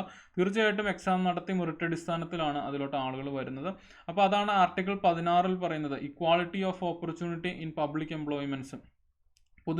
പൊതുജോലികളിൽ അല്ലെങ്കിൽ സർക്കാർ ജോലികളിൽ തുല്യ അവസരം ഉറപ്പുവരുത്തുക എന്നുള്ള ആർട്ടിക്കിളാണ് ആർട്ടിക്കിൾ 16. അടുത്ത ആർട്ടിക്കിൾ 17 ആണ്. ആർട്ടിക്കിൾ 17 മുമ്പ് ചോദിച്ചിട്ടുള്ള ചോദ്യമാണ്. അബോളിഷൻ ഓഫ് അൺടച്ചബിലിറ്റി അല്ലെങ്കിൽ തൊട്ടുകൂടായ്മ ഇല്ലാതാക്കുക എന്നുള്ള പറയുന്ന ആർട്ടിക്കിളാണ് ആർട്ടിക്കിൾ 17, അബോളിഷൻ ഓഫ് അൺടച്ചബിലിറ്റി. വളരെ ഇമ്പോർട്ടൻ്റ് ആർട്ടിക്കിളാണ് ആർട്ടിക്കിൾ 17, അബോളിഷൻ ഓഫ് അൺടച്ചബിലിറ്റി. അടുത്ത ആർട്ടിക്കിൾ 18. ആർട്ടിക്കിൾ 18 പറയുന്നത് അബോളിഷൻ ഓഫ് ടൈറ്റിൽസ് ആണ്. അബോളിഷൻ ഓഫ് ടൈറ്റിൽസ് അല്ലെങ്കിൽ മലയാളത്തിൽ പറഞ്ഞിട്ടുണ്ടെങ്കിൽ എന്താണ്, ബഹുമതികൾ ഇല്ലാതാക്കുക. അപ്പം നമ്മൾ ശ്രദ്ധിക്കാം, പണ്ടത്തെ പേരുകൾ നമ്മൾ ശ്രദ്ധിച്ചിട്ടുണ്ടെങ്കിൽ മഹാരാജ, നവാബ് തുടങ്ങി അങ്ങനെ കുറേ പ്രീഫിക്സുകൾ പേരുകൾക്ക് മുമ്പിൽ വരാറുണ്ട്. അപ്പോൾ അത്തരം കീഴ്വഴക്കങ്ങളൊന്നും നമ്മുടെ രാജ്യത്ത് ഇനി പാടില്ല എന്ന് പറയുന്ന ആർട്ടിക്കിളാണ് ആർട്ടിക്കിൾ 18. അതായത് ബഹുമതികൾ ഇല്ലാതാക്കുക അല്ലെങ്കിൽ ടൈറ്റിൽസ് അബോളിഷ് ചെയ്യുക എന്ന് പറയുന്ന ആർട്ടിക്കിളാണ് ആർട്ടിക്കിൾ 18. അതായത് പ്രത്യേകം ഭരണഘടന ഇവിടെ തന്നെ പറയുന്നുണ്ട്, നമുക്ക് മിലിറ്ററി അല്ലെങ്കിൽ നമ്മുടെ പ്രൊഫഷണലായിട്ടുള്ള പ്രീഫിക്സുകൾ വെക്കാം. അതായത് മേജർ അല്ലെങ്കിൽ ഡോക്ടർ അങ്ങനെയുള്ള പ്രീഫിക്സുകൾ നമുക്ക് വെക്കാം. മിലിറ്ററി അല്ലെങ്കിൽ പ്രൊഫഷണൽ ആയിട്ടുള്ള പ്രീഫിക്സുകൾ നമുക്ക് വെക്കാം. നമുക്കറിയാം, നമ്മളിപ്പം മേജർ രവി എന്ന് പറയാറില്ലേ, അത് അദ്ദേഹത്തിൻ്റെ പേരിൻ്റെ കൂടെ തന്നെ വെച്ചിട്ട് പറയുന്നതാണ്. അപ്പോൾ അങ്ങനെ പറയുന്നതുകൊണ്ടൊന്നും കുഴപ്പമില്ല. പ്രൊഫഷണൽ ആണെങ്കിൽ നമുക്കിപ്പോൾ നമ്മൾ ഡോക്ടർ ഇന്ന ആളെന്ന് പറയുന്ന ഒരുപാട് ആളുകൾ അങ്ങനെ നമ്മൾ പറയാറുണ്ട്. അപ്പോൾ അതൊക്കെ നമ്മുടെ പ്രൊഫഷണൽ അല്ലെങ്കിൽ മിലിറ്ററി റെക്കഗ്നിഷൻസ് ആണ്, അതിനൊന്നും കുഴപ്പമില്ല. അതല്ലാതെ ഈ മഹാരാജ, നവാബ്, രാജ് ബഹദൂർ അങ്ങനെയുള്ള സംഭവങ്ങളൊന്നും അല്ലെങ്കിൽ അത്തരത്തിലുള്ള ബഹുമതികൾ അല്ലെങ്കിൽ ടൈറ്റിൽസ് ഒന്നും പാടില്ല എന്ന് അല്ലെങ്കിൽ അത് അബോളിഷ് ചെയ്യുന്ന ആർട്ടിക്കിളാണ് ആർട്ടിക്കിൾ 18. ഇതിൻ്റെ കൂടെ തന്നെ ഭരണഘടന ഒരു കാര്യം കൂടെ പറയുന്നുണ്ട്. അതായത് നമുക്കറിയാം ഈ പത്മശ്രീ, പത്മഭൂഷൺ തുടങ്ങിയ അവാർഡുകൾ, ഈ അവാർഡുകളും ആക്ച്വലി മെറിറ്റ് അടിസ്ഥാനത്തിൽ കിട്ടുന്നതാണ്. പക്ഷേ സ്റ്റിൽ ഈ അവാർഡുകളൊന്നും നമുക്ക് പേരിൻ്റെ പ്രീഫിക്സ് ആയിട്ട് യൂസ് ചെയ്യാൻ പാടില്ല. ലൈക്ക് നമ്മുടെ കിട്ടിയ ബഹുമതികളായിട്ട് അതിനെ നമുക്ക് വെക്കാം, പക്ഷേ പേരിൻ്റെ മുമ്പിൽ പ്രീഫിക്സുകളായിട്ട് ഉപയോഗിക്കാറില്ല. ഇപ്പോൾ നമ്മളിപ്പോൾ മമ്മൂട്ടി, അദ്ദേഹത്തിൻ്റെ പേര് പറയുമ്പം നമ്മൾ പത്മശ്രീ ഭരത് മമ്മൂട്ടി എന്നൊക്കെ പറയാറുണ്ട്. പക്ഷേ അത് നമ്മൾ അങ്ങനെ ജസ്റ്റ് പറയുന്നതുകൊണ്ട് കുഴപ്പമില്ല. പക്ഷേ നമ്മളിപ്പോൾ മേജർ രവി എന്ന് എപ്പോഴും അദ്ദേഹം പോലും അദ്ദേഹത്തിൻ്റെ പേര് പറയുമ്പോൾ മേജർ രവി എന്നാണ് പറയുന്നത്. എന്ന് പറയുന്ന പോലെ ഇപ്പോൾ മമ്മൂട്ടിയോട് ചോദിക്കുമ്പോൾ മമ്മൂട്ടി പറയുക പത്മശ്രീ മമ്മൂട്ടി എന്ന് മമ്മൂട്ടിക്ക് പറയാൻ പറ്റുമെന്ന് ചോദിച്ചാൽ പറയാൻ പറ്റില്ല. അതായത് പേരിൻ്റെ മുമ്പിൽ അത് പ്രീഫിക്സ് ആയിട്ട് നമുക്ക് ചേർക്കാൻ കഴിയില്ല. ഈവൻ തോ അത് മെറിറ്റ് അടിസ്ഥാനത്തിൽ കിട്ടുന്നതാണെങ്കിൽ പോലും. പക്ഷെ അത് കിട്ടാം, അല്ലെ അത് കിട്ടുന്നത് ഭരണഘടനാ വിരുദ്ധതയാണെന്ന് പറയില്ല. കാരണം അതൊരു മെറിറ്റ് അടിസ്ഥാനത്തിൽ കിട്ടുന്നതാണ് പത്മശ്രീ അവാർഡ്. അതായത് അത് കിട്ടാൻ ഒരു യോഗ്യത വേണമല്ലോ, ആ ഒരു അവാർഡ് കിട്ടാൻ വേണ്ടിയിട്ടുള്ള ഒരു യോഗ്യത വേണം. അപ്പോൾ ശ്രദ്ധിക്കുക, ആർട്ടിക്കിൾ 18 പറയുന്നത് ബഹുമതികൾ ഇല്ലാതാക്കുക എന്നുള്ള കാര്യമാണ്. അപ്പം സമത്വത്തിനുള്ള അവകാശമാണ് ഭരണഘടനയിൽ പറയുന്ന മൗലിക അവകാശങ്ങളിൽ ഒന്നാമതായിട്ട് വന്നിട്ടുള്ളത്. ശ്രദ്ധിക്കുക, ഭരണഘടനയിൽ പറയുന്ന ആ ഓർഡർ വളരെ ഇമ്പോർട്ടൻ്റ് ആണ്. അത് വെച്ചിട്ട് ചോദ്യങ്ങൾ വരാറുണ്ട്. ആർട്ടിക്കിൾ 14 പറയുന്നത് നിയമത്തിന് മുന്നിൽ എല്ലാവരും തുല്യരാണ്, അതിൽ വലിയവനെന്നോ ചെറിയവനോ ഒന്നും ഇല്ല എന്നാണ് പറയുന്നത്. ആർട്ടിക്കിൾ 15 പറയുന്നത് പ്രൊഹിബിഷൻ ഓഫ് ഡിസ്ക്രിമിനേഷൻ ആണ്, അതായത് വിവേചനം പാടില്ല എന്നാണ്. ജാതി, മതം, വർണ്ണം, സെക്സ്, പ്ലേസ് ഓഫ് ബർത്ത് തുടങ്ങിയ കാര്യങ്ങൾ വെച്ചിട്ട് വിവേചനം പാടില്ല എന്നാണ് പറയുന്നത്. അടുത്ത ആർട്ടിക്കിൾ 16 പറയുന്നത് സർക്കാർ ജോലികളിൽ തുല്യ അവസരം ഉറപ്പാക്കുക അല്ലെങ്കിൽ equality of opportunity in public employment ആണ്. അടുത്ത ആർട്ടിക്കിൾ 17 പറയുന്നത് അബോളിഷൻ ഓഫ് അൺടച്ചബിലിറ്റി അല്ലെങ്കിൽ തൊട്ടുകൂടായ്മ ഇല്ലാതാക്കുക എന്നാണ് പറയുന്നത്. അടുത്തത് ആർട്ടിക്കിൾ 18 പറയുന്നത് ബഹുമതികൾ ഇല്ലാതാക്കുക അല്ലെങ്കിൽ അബോളിഷൻ ഓഫ് ടൈറ്റിൽസിനെ കുറിച്ചിട്ടാണ് പറയുന്നത്. ഇനി നമുക്ക് രണ്ടാമതായിട്ട് SCRT പറയുന്ന മൗലിക അവകാശം അല്ലെങ്കിൽ ഭരണഘടനയിൽ പറയുന്ന മൗലിക അവകാശം നോക്കാം. റൈറ്റ് ടു ഫ്രീഡം അല്ലെങ്കിൽ സ്വാതന്ത്ര്യത്തിനുള്ള അവകാശമാണ്. ശ്രദ്ധിക്കുക, ആർട്ടിക്കിൾ 19 മുതൽ 22 വരെയുണ്ട്. 19, 20, 21, 21A ഉണ്ട്, 22 ഉണ്ട്. ഇത്രയും ആർട്ടിക്കിളാണ് സ്വാതന്ത്ര്യത്തിനെ കുറിച്ച് പറയുന്നത് അല്ലെങ്കിൽ നമ്മുടെ സ്വാതന്ത്ര്യത്തിനുള്ള അവകാശത്തെക്കുറിച്ച് പറയുന്ന ആർട്ടിക്കിൾ ഇത്രയാണ്. സമത്വത്തിനുള്ള അവകാശം 14 ഉണ്ടായിരുന്നു, 15, 16, 17, 18. അപ്പോൾ ആ ഓർഡറിൽ തന്നെ പഠിച്ചു പോകാൻ ശ്രമിക്കുക. അപ്പം നമുക്ക് പരീക്ഷയ്ക്ക് ഒരു ചോദ്യം വന്നാലും വളരെ ഇമ്പോർട്ടൻ്റ് ആയിട്ട് അത് എടുക്കാൻ പറ്റും. അപ്പം സ്വാതന്ത്ര്യത്തിനുള്ള അവകാശമാണ് രണ്ടാമത്തെ മൗലിക അവകാശമായിട്ട് വരുന്നത്.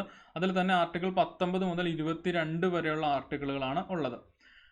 ശ്രദ്ധിക്കുക, ആർട്ടിക്കിൾ 19 വളരെ ഇമ്പോർട്ടൻ്റ് ആയിട്ടുള്ള ആർട്ടിക്കിളാണ്. അതായത് ആർട്ടിക്കിൾ 19 റിലേറ്റഡ് ആയിട്ടൊരു ചോദ്യം നിങ്ങൾക്ക് എക്സ്പെക്ട് ചെയ്യാവുന്ന ഇതാണ്: 6 മൗലിക സ്വാതന്ത്ര്യങ്ങളെക്കുറിച്ച് പറയുന്ന ആർട്ടിക്കിൾ ഏതാണെന്ന് വേണമെങ്കിൽ ചോദിക്കാം. അത് ആർട്ടിക്കിൾ 19 ആണ്. ആ 6 മൗലിക സ്വാതന്ത്ര്യങ്ങൾ ഏതൊക്കെയാണെന്ന് നമുക്ക് നോക്കാം. 6 മൗലിക സ്വാതന്ത്ര്യങ്ങളെക്കുറിച്ച് പറയുന്ന ആർട്ടിക്കിൾ ഏതാണെന്ന് ചോദ്യം വരാം. ആ സ്വാതന്ത്ര്യങ്ങൾ ഏതാണെന്ന് നമുക്ക് നോക്കാം. ഒന്നാമത്തെയാണ് ആവിഷ്കാര സ്വാതന്ത്ര്യം അല്ലെങ്കിൽ freedom of speech and expression. ആവിഷ്കാര സ്വാതന്ത്ര്യം അല്ലെങ്കിൽ freedom of speech and expression ആണ്. രണ്ടാമത്തെ സ്വാതന്ത്ര്യമാണ് ഫ്രീഡം ടു അസംബിൾ പീസ്ഫുള്ളി. അതായത് സമാധാനപരമായിട്ട് കൂടിച്ചേരാനുള്ള അനുവാദമാണ് അല്ലെങ്കിൽ സ്വാതന്ത്ര്യമാണ്. എന്താണ്, സായുധരായിട്ടൊന്നും പറ്റില്ല. അതായത് ആംസ് അല്ലെങ്കിൽ ആയുധങ്ങൾ കൊണ്ടൊന്നും പീസ്ഫുള്ളി അറ്റൻഡ് ചെയ്യാൻ പറ്റില്ല. ഓഫ് കോഴ്സ് അപ്പോൾ പീസ്ഫുള്ളി എന്ന് പറയാൻ പറ്റില്ല. അതായത് സമാധാനപരമായിട്ടുള്ള കൂടിച്ചേരലുകൾ അനുവദനീയമാണ് അല്ലെങ്കിൽ അതിനുള്ള സ്വാതന്ത്ര്യമുണ്ട്. അടുത്തതാണ് ഫ്രീഡം ടു ഫോം അസോസിയേഷൻസ് അല്ലെങ്കിൽ സംഘടനകൾ രൂപീകരിക്കാനുള്ള അവകാശമുണ്ട്. അടുത്തത് freedom to travel anywhere in India. രാജ്യത്ത് എവിടെയും സഞ്ചരിക്കാനുള്ള സ്വാതന്ത്ര്യം എക്സെപ്റ്റ് ഫോർ സ്ട്രാറ്റജിക് എസ്റ്റാബ്ലിഷ്മെൻറ്റ്സിലോ അല്ലെങ്കിൽ ഈ അടുത്ത് വരെ ജമ്മു കാശ്മീരിലൊക്കെ നമുക്ക് കുറേ റെസ്ട്രിക്ഷൻസ് ഉണ്ടായിരുന്നു. അപ്പോൾ അങ്ങനെ റെസ്ട്രിക്ഷൻസ് ഉള്ളിടത്ത് ഒഴിവാക്കി കഴിഞ്ഞാൽ ബാക്കി രാജ്യത്ത് എവിടെ വേണമെങ്കിലും സഞ്ചരിക്കാനുള്ള അവകാശം, രാജ്യത്ത് എവിടെ വേണമെങ്കിലും താമസിക്കാനുള്ള അവകാശം, freedom to reside anywhere in India, അനുവദനീയമായ ഏത് തൊഴിൽ ചെയ്യാനുമുള്ള അവകാശം. അതായത് നമുക്കറിയാം, ഇപ്പം ഒരു എക്സ്പ്ലോസീവ്സിൻ്റെ അല്ലെങ്കിൽ ബോംബ് നിർമ്മിക്കുന്ന ഒരു കമ്പനി നമുക്കങ്ങനെ പെട്ടെന്ന് ചെയ്യാൻ പറ്റില്ല, അല്ലെങ്കിൽ അതിന് അനുവദനീയമല്ല. അതിന് പറ്റുന്ന ആൾക്കാരെ കൊണ്ട് അത് ചെയ്യിക്കാൻ കഴിയുള്ളൂ. പക്ഷേ നമുക്ക് അനുവദനീയമായ മാന്യമായ ഏത് തൊഴിലും ചെയ്യാനുള്ള അവകാശം നമ്മുടെ ഭരണഘടന നമുക്ക് നൽകുന്നുണ്ട്. അപ്പോൾ സ്വാതന്ത്ര്യത്തിനുള്ള അവകാശത്തിൽ ഒന്നാമത് വരുന്നത് ആർട്ടിക്കിൾ 19 ആണ്. ആർട്ടിക്കിൾ 19 തന്നെ 6 മൗലിക സ്വാതന്ത്ര്യങ്ങളെക്കുറിച്ച് പറയുന്നുണ്ട്. ഏതൊക്കെയാണ്? ഇങ്ങനെ ചോദിക്കാട്ടെ, 6 മൗലിക സ്വാതന്ത്ര്യങ്ങളെക്കുറിച്ച് പറയുന്ന ആർട്ടിക്കിൾ ഏതാണെന്ന് ചോദിക്കാം. നമ്മുടെ സ്വാതന്ത്ര്യത്തിനുള്ള അവകാശത്തിൽ വരുന്ന ആദ്യത്തെ ആർട്ടിക്കിളായ ആർട്ടിക്കിൾ 19 അത് പറയുന്നത്. അതായത് ആവിഷ്കാര സ്വാതന്ത്ര്യം, സംഘം ചേരാൻ അല്ലെങ്കിൽ കൂടിച്ചേരാനുള്ള സ്വാതന്ത്ര്യം, അസോസിയേഷൻ അല്ലെങ്കിൽ സംഘടനകൾ രൂപീകരിക്കാനുള്ള സ്വാതന്ത്ര്യം, ഇന്ത്യയിൽ എവിടെയും സഞ്ചരിക്കാനുള്ള സ്വാതന്ത്ര്യം, ഇന്ത്യയിൽ എവിടെയും താമസിക്കാനുള്ള സ്വാതന്ത്ര്യം, മാന്യമായ ഏത് തൊഴിൽ ചെയ്യാനുള്ള സ്വാതന്ത്ര്യം. അങ്ങനെ 6 മൗലിക സ്വാതന്ത്ര്യങ്ങളാണ് നമുക്ക് ആർട്ടിക്കിൾ 19 നൽകുന്നത്. അപ്പോൾ 6 മൗലിക അവകാശങ്ങളുണ്ട്. അതാണ് നമ്മൾ മൊത്തത്തിൽ പഠിച്ചുകൊണ്ടിരിക്കുന്നത്. എന്നാൽ ആർട്ടിക്കിൾ 19 പറയുന്നത് 6 മൗലിക സ്വാതന്ത്ര്യങ്ങളാണ്. ഫണ്ടമെൻ്റൽ ഫ്രീഡംസ്, 6 മൗലിക സ്വാതന്ത്ര്യങ്ങളാണ്. അപ്പോൾ അത് മൗലിക സ്വാതന്ത്ര്യവും മൗലിക അവകാശവും തമ്മിൽ മാറിപ്പോകരുത്. അപ്പോൾ ആർട്ടിക്കിൾ 19 ഈ 6 മൗലിക സ്വാതന്ത്ര്യത്തെക്കുറിച്ച് പറയുന്നതെന്ന് ഓർക്കുക. അടുത്തത് ആർട്ടിക്കിൾ 20 നമ്മൾ ഓൾറെഡി പഠിച്ചതാണ് മൊഡ്യൂളിൻ്റെ ഭാഗമായിട്ട്. ഇതാണ് പറയുന്നത്: protection in respect of conviction of offences. Malayalam ഇതാണ്. അതായത് ഒരു തെറ്റ് ചെയ്തതിൻ്റെ ഭാഗമായിട്ട് നമ്മളെ കുറ്റം ചാർത്തി അല്ലെങ്കിൽ നമ്മുടെ നേരിലൊരു കുറ്റം ചാർത്തി എന്നുള്ളൊരു കണ്ടീഷനിൽ നിന്നൊരു അവസ്ഥ വരുവാണെങ്കിൽ നമുക്ക് ലഭിക്കുന്ന കുറച്ച് പരിരക്ഷകളെ കുറിച്ചിട്ടാണ് പറയുന്നത്. ഒന്നാമത്തെ കാര്യം, 3 കാര്യങ്ങൾ പറയുന്നുണ്ട്. ഒന്നാമത്തെ കാര്യം ഇതാണ്: മുൻകാല പ്രാബല്യത്തിലുള്ള ശിക്ഷ നടപ്പാക്കാൻ പാടില്ല. അതായത് no retrospective introspection. No retrospective എന്ന് പറഞ്ഞിട്ടുണ്ടെങ്കിൽ, ഇപ്പം ഞാൻ ശ്രദ്ധിക്കുക, ഇപ്പം ഞാനൊരു ക്രൈം ചെയ്തു. ഞാൻ ക്രൈം ചെയ്തിട്ടുണ്ടെങ്കിൽ ആ ക്രൈമിന് ഇന്ന് എന്ത് നിയമമാണ് ആ തെറ്റ് ചെയ്തതിന് എനിക്ക് വിധിക്കാൻ കഴിയുക. അതായത് എന്ത് ശിക്ഷയാണ് എനിക്ക് ഒന്നുകൂടെ ഞാൻ പറയാം. ഇന്നിപ്പോൾ ഞാനൊരു ക്രൈം ചെയ്തു. ആ ക്രൈമിന് എനിക്ക് ഇന്ന് ലഭിക്കാവുന്ന ശിക്ഷ എന്താണോ ആ ശിക്ഷ മാത്രമേ എനിക്ക് ലഭിക്കാൻ കഴിയുള്ളൂ. പിന്നീട് എന്തെങ്കിലും ചേഞ്ച് വന്നിട്ട് ഇപ്പം ഞാൻ ഇന്ന് ചെയ്ത ക്രൈമിന് ചിലപ്പോൾ നാളെ വധശിക്ഷയായിരിക്കാം പിന്നീട് ഉള്ള ശിക്ഷ എന്നുള്ളത് വിചാരിക്കാം. പക്ഷെ ഞാൻ ഇന്ന് ആ ക്രൈം ചെയ്ത വധശിക്ഷയല്ല, ശിക്ഷ വേറെ എന്തെങ്കിലും ജീവപര്യന്തോ അല്ലെങ്കിൽ ജയിലിൽ കിടക്കാന്നുള്ളൊരു ശിക്ഷയായിരിക്കും. പക്ഷെ പിന്നീട് അത് ചേഞ്ച് ചെയ്തത് വധശിക്ഷ ആക്കിയെന്ന് വിചാരിക്കാം. പക്ഷെ നിങ്ങൾ മനസ്സിലാക്കുക, ആ തെറ്റ് ചെയ്യുന്ന സമയത്ത് എന്താണോ ശിക്ഷയുള്ളത് അത് മാത്രമായിരിക്കും ആ വ്യക്തിക്ക് ആപ്ലിക്കബിൾ ആവുക. പിന്നീട് ആ ശിക്ഷാവിധിയിൽ മാറ്റം വന്നെന്ന് കരുതി ആ വ്യക്തിക്ക് അത് ആപ്ലിക്കബിൾ ആവില്ല. അതായത് നോ റെട്രോസ്പെക്റ്റീവ് ഇൻട്രോസ്പെക്ഷൻ എന്നുള്ളതാണ് അതിൻ്റെ ഇംഗ്ലീഷ്. മനസ്സിലാക്കുക, മുൻകാല പ്രാബല്യത്തിലുള്ള ശിക്ഷ നടപ്പാക്കാൻ കഴിയില്ല. രണ്ടാമത്തത് പറയുന്നത് നോ ഡബിൾ ജെപ്പേർഡി എന്നാണ്. ചെയ്ത ഒരേ കുറ്റത്തിന് 2 തവണ ശിക്ഷിക്കാൻ കഴിയില്ല. ഒരു എക്സാമ്പിൾ പറഞ്ഞിട്ടുണ്ടെങ്കിൽ, ഇപ്പോൾ ശ്രദ്ധിക്കുക, നമുക്കറിയാം നമ്മുടെ രാജ്യത്ത് വിചാരണ തടവുകാർ ഒരുപാടുണ്ട്. അതായത് അവരുടെ കേസ് തീർപ്പായിട്ട് വരാൻ തന്നെ ചിലപ്പോൾ വർഷങ്ങളെടുക്കും. പക്ഷേ ഈ സമയത്തൊക്കെ അവർ ജയിലിലായിരിക്കും. ഇനി സപ്പോസ് ഒരു എക്സാമ്പിൾ എടുക്കാം, ഒരു കുറ്റം ചെയ്തതിൻ്റെ ഭാഗമായിട്ട് ഒരാൾ വിചാരണ നേരിടുകയാണ്, അതിൻ്റെ ഭാഗമായിട്ട് അയാൾ ജയിലിലാണ്. അയാൾ ജയിലിൽ ഇപ്പോൾ ഒരു 2 വർഷം കിടന്നതിന് ശേഷമായിരിക്കും ചിലപ്പം കോടതി വിധി പറയുന്നത്. അപ്പം പക്ഷേ അത് അദ്ദേഹം ജയിലിൽ കിടക്കാൻ തക്കതായിട്ടുള്ള റീസൺസ് അതിനകത്ത് ഉണ്ടാവും. അപ്പോൾ ആ 2 കൊല്ലം അദ്ദേഹം ജയിലിൽ കിടക്കുകയാണ്. ലാസ്റ്റ് കോടതി വിധി വന്നപ്പോൾ കോടതി പറയുകയാണ് 7 വർഷത്തെ തടവെന്ന് വല്ലതും പറയാമെന്ന് വിചാരിക്കുക. അപ്പോൾ ശ്രദ്ധിക്കുക, അദ്ദേഹം ആ ബാക്കി ഉള്ള 5 വർഷം കൂടെ കിടന്നാൽ മതി. അതല്ലാതെ ഈ 2 വർഷത്തിൽ നിന്ന് വീണ്ടും 7 വർഷം കൂടെ കിടക്കണ്ട. കാരണം അദ്ദേഹം ഓൾറെഡി ജയിലിലാണ്, അദ്ദേഹം ഓൾറെഡി തടവ് അനുഭവിച്ചുകൊണ്ടിരിക്കുകയാണ്. പക്ഷേ വിധി വരാൻ വേണ്ടിയിട്ട് എടുത്തൊരു സമയമാണ്. അതുകൊണ്ട് തന്നെ ആ വിധി വന്നതിന് ശേഷം 7 വർഷം എന്ന് വേണ്ട, എത്ര വർഷമാണോ ജയിലിൽ കിടന്നിട്ടുള്ളത് അത് മൊത്തത്തിൽ കൂട്ടുകയും ചെയ്യും. അതാണ് ഒരു തെറ്റിന് 2 തവണ ശിക്ഷിക്കാൻ കഴിയില്ല എന്ന് പറയുന്നതിൻ്റെ മീനിങ് അതാണ്. പക്ഷേ സിവിൽ കേസുകളാണെങ്കിൽ ഇപ്പം നമ്മൾ ഒരു തെറ്റ് തന്നെ വീണ്ടും വീണ്ടും ചെയ്യാനുള്ള സാധ്യതകളുണ്ട്. അവിടെയൊന്നും ഇത് ആപ്ലിക്കബിൾ അല്ല. പക്ഷേ ഇത്തരം സാഹചര്യങ്ങളിലാണ് അത് മനസ്സിലാക്കി വെക്കുക, ഒരേ തെറ്റിന് 2 തവണ ശിക്ഷിക്കാൻ കഴിയില്ല. അടുത്തത് 3-ാമതായിട്ട് ഈ ആർട്ടിക്കിളിൽ പറയുന്നതാണ് നോ സെൽഫ് ഇൻക്രിമിനേഷൻ.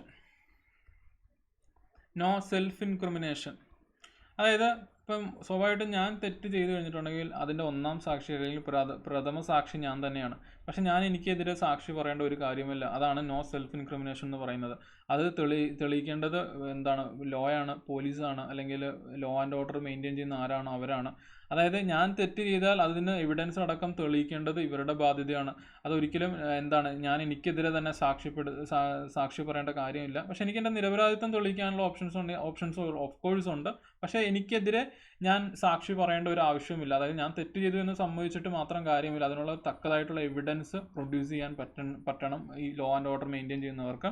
അപ്പോൾ ശ്രദ്ധിക്കുക, ആർട്ടിക്കിൾ 20 പറയുന്നത് നമ്മളൊരു തെറ്റ് ചെയ്തതിൻ്റെ ഭാഗമായിട്ട് ബീങ് ഹ്യൂമൻസ് നമുക്ക് കിട്ടുന്ന, അല്ലെങ്കിൽ നമ്മുടെ രാജ്യത്തെ ഒരു സിറ്റിസൺ എന്നുള്ള രീതിയിൽ നമുക്ക് കിട്ടുന്ന കുറച്ച് പ്രൊവിഷൻസ് ആണ്, അല്ലെങ്കിൽ കുറച്ച് അവകാശങ്ങളാണ് ആക്ച്വലി ഇതിൻ്റെ അകത്ത് പറയുന്നത്. 1-ാമത്തെ ഇതാണ് മുൻകാല പ്രാബല്യത്തിലുള്ള ശിക്ഷ നടപ്പാക്കാൻ കഴിയില്ല. 2-ാമത്തേതായിട്ട് പറയുന്നത് ഒരേ കുറ്റത്തിന് 2 തവണ ശിക്ഷിക്കാൻ കഴിയില്ല.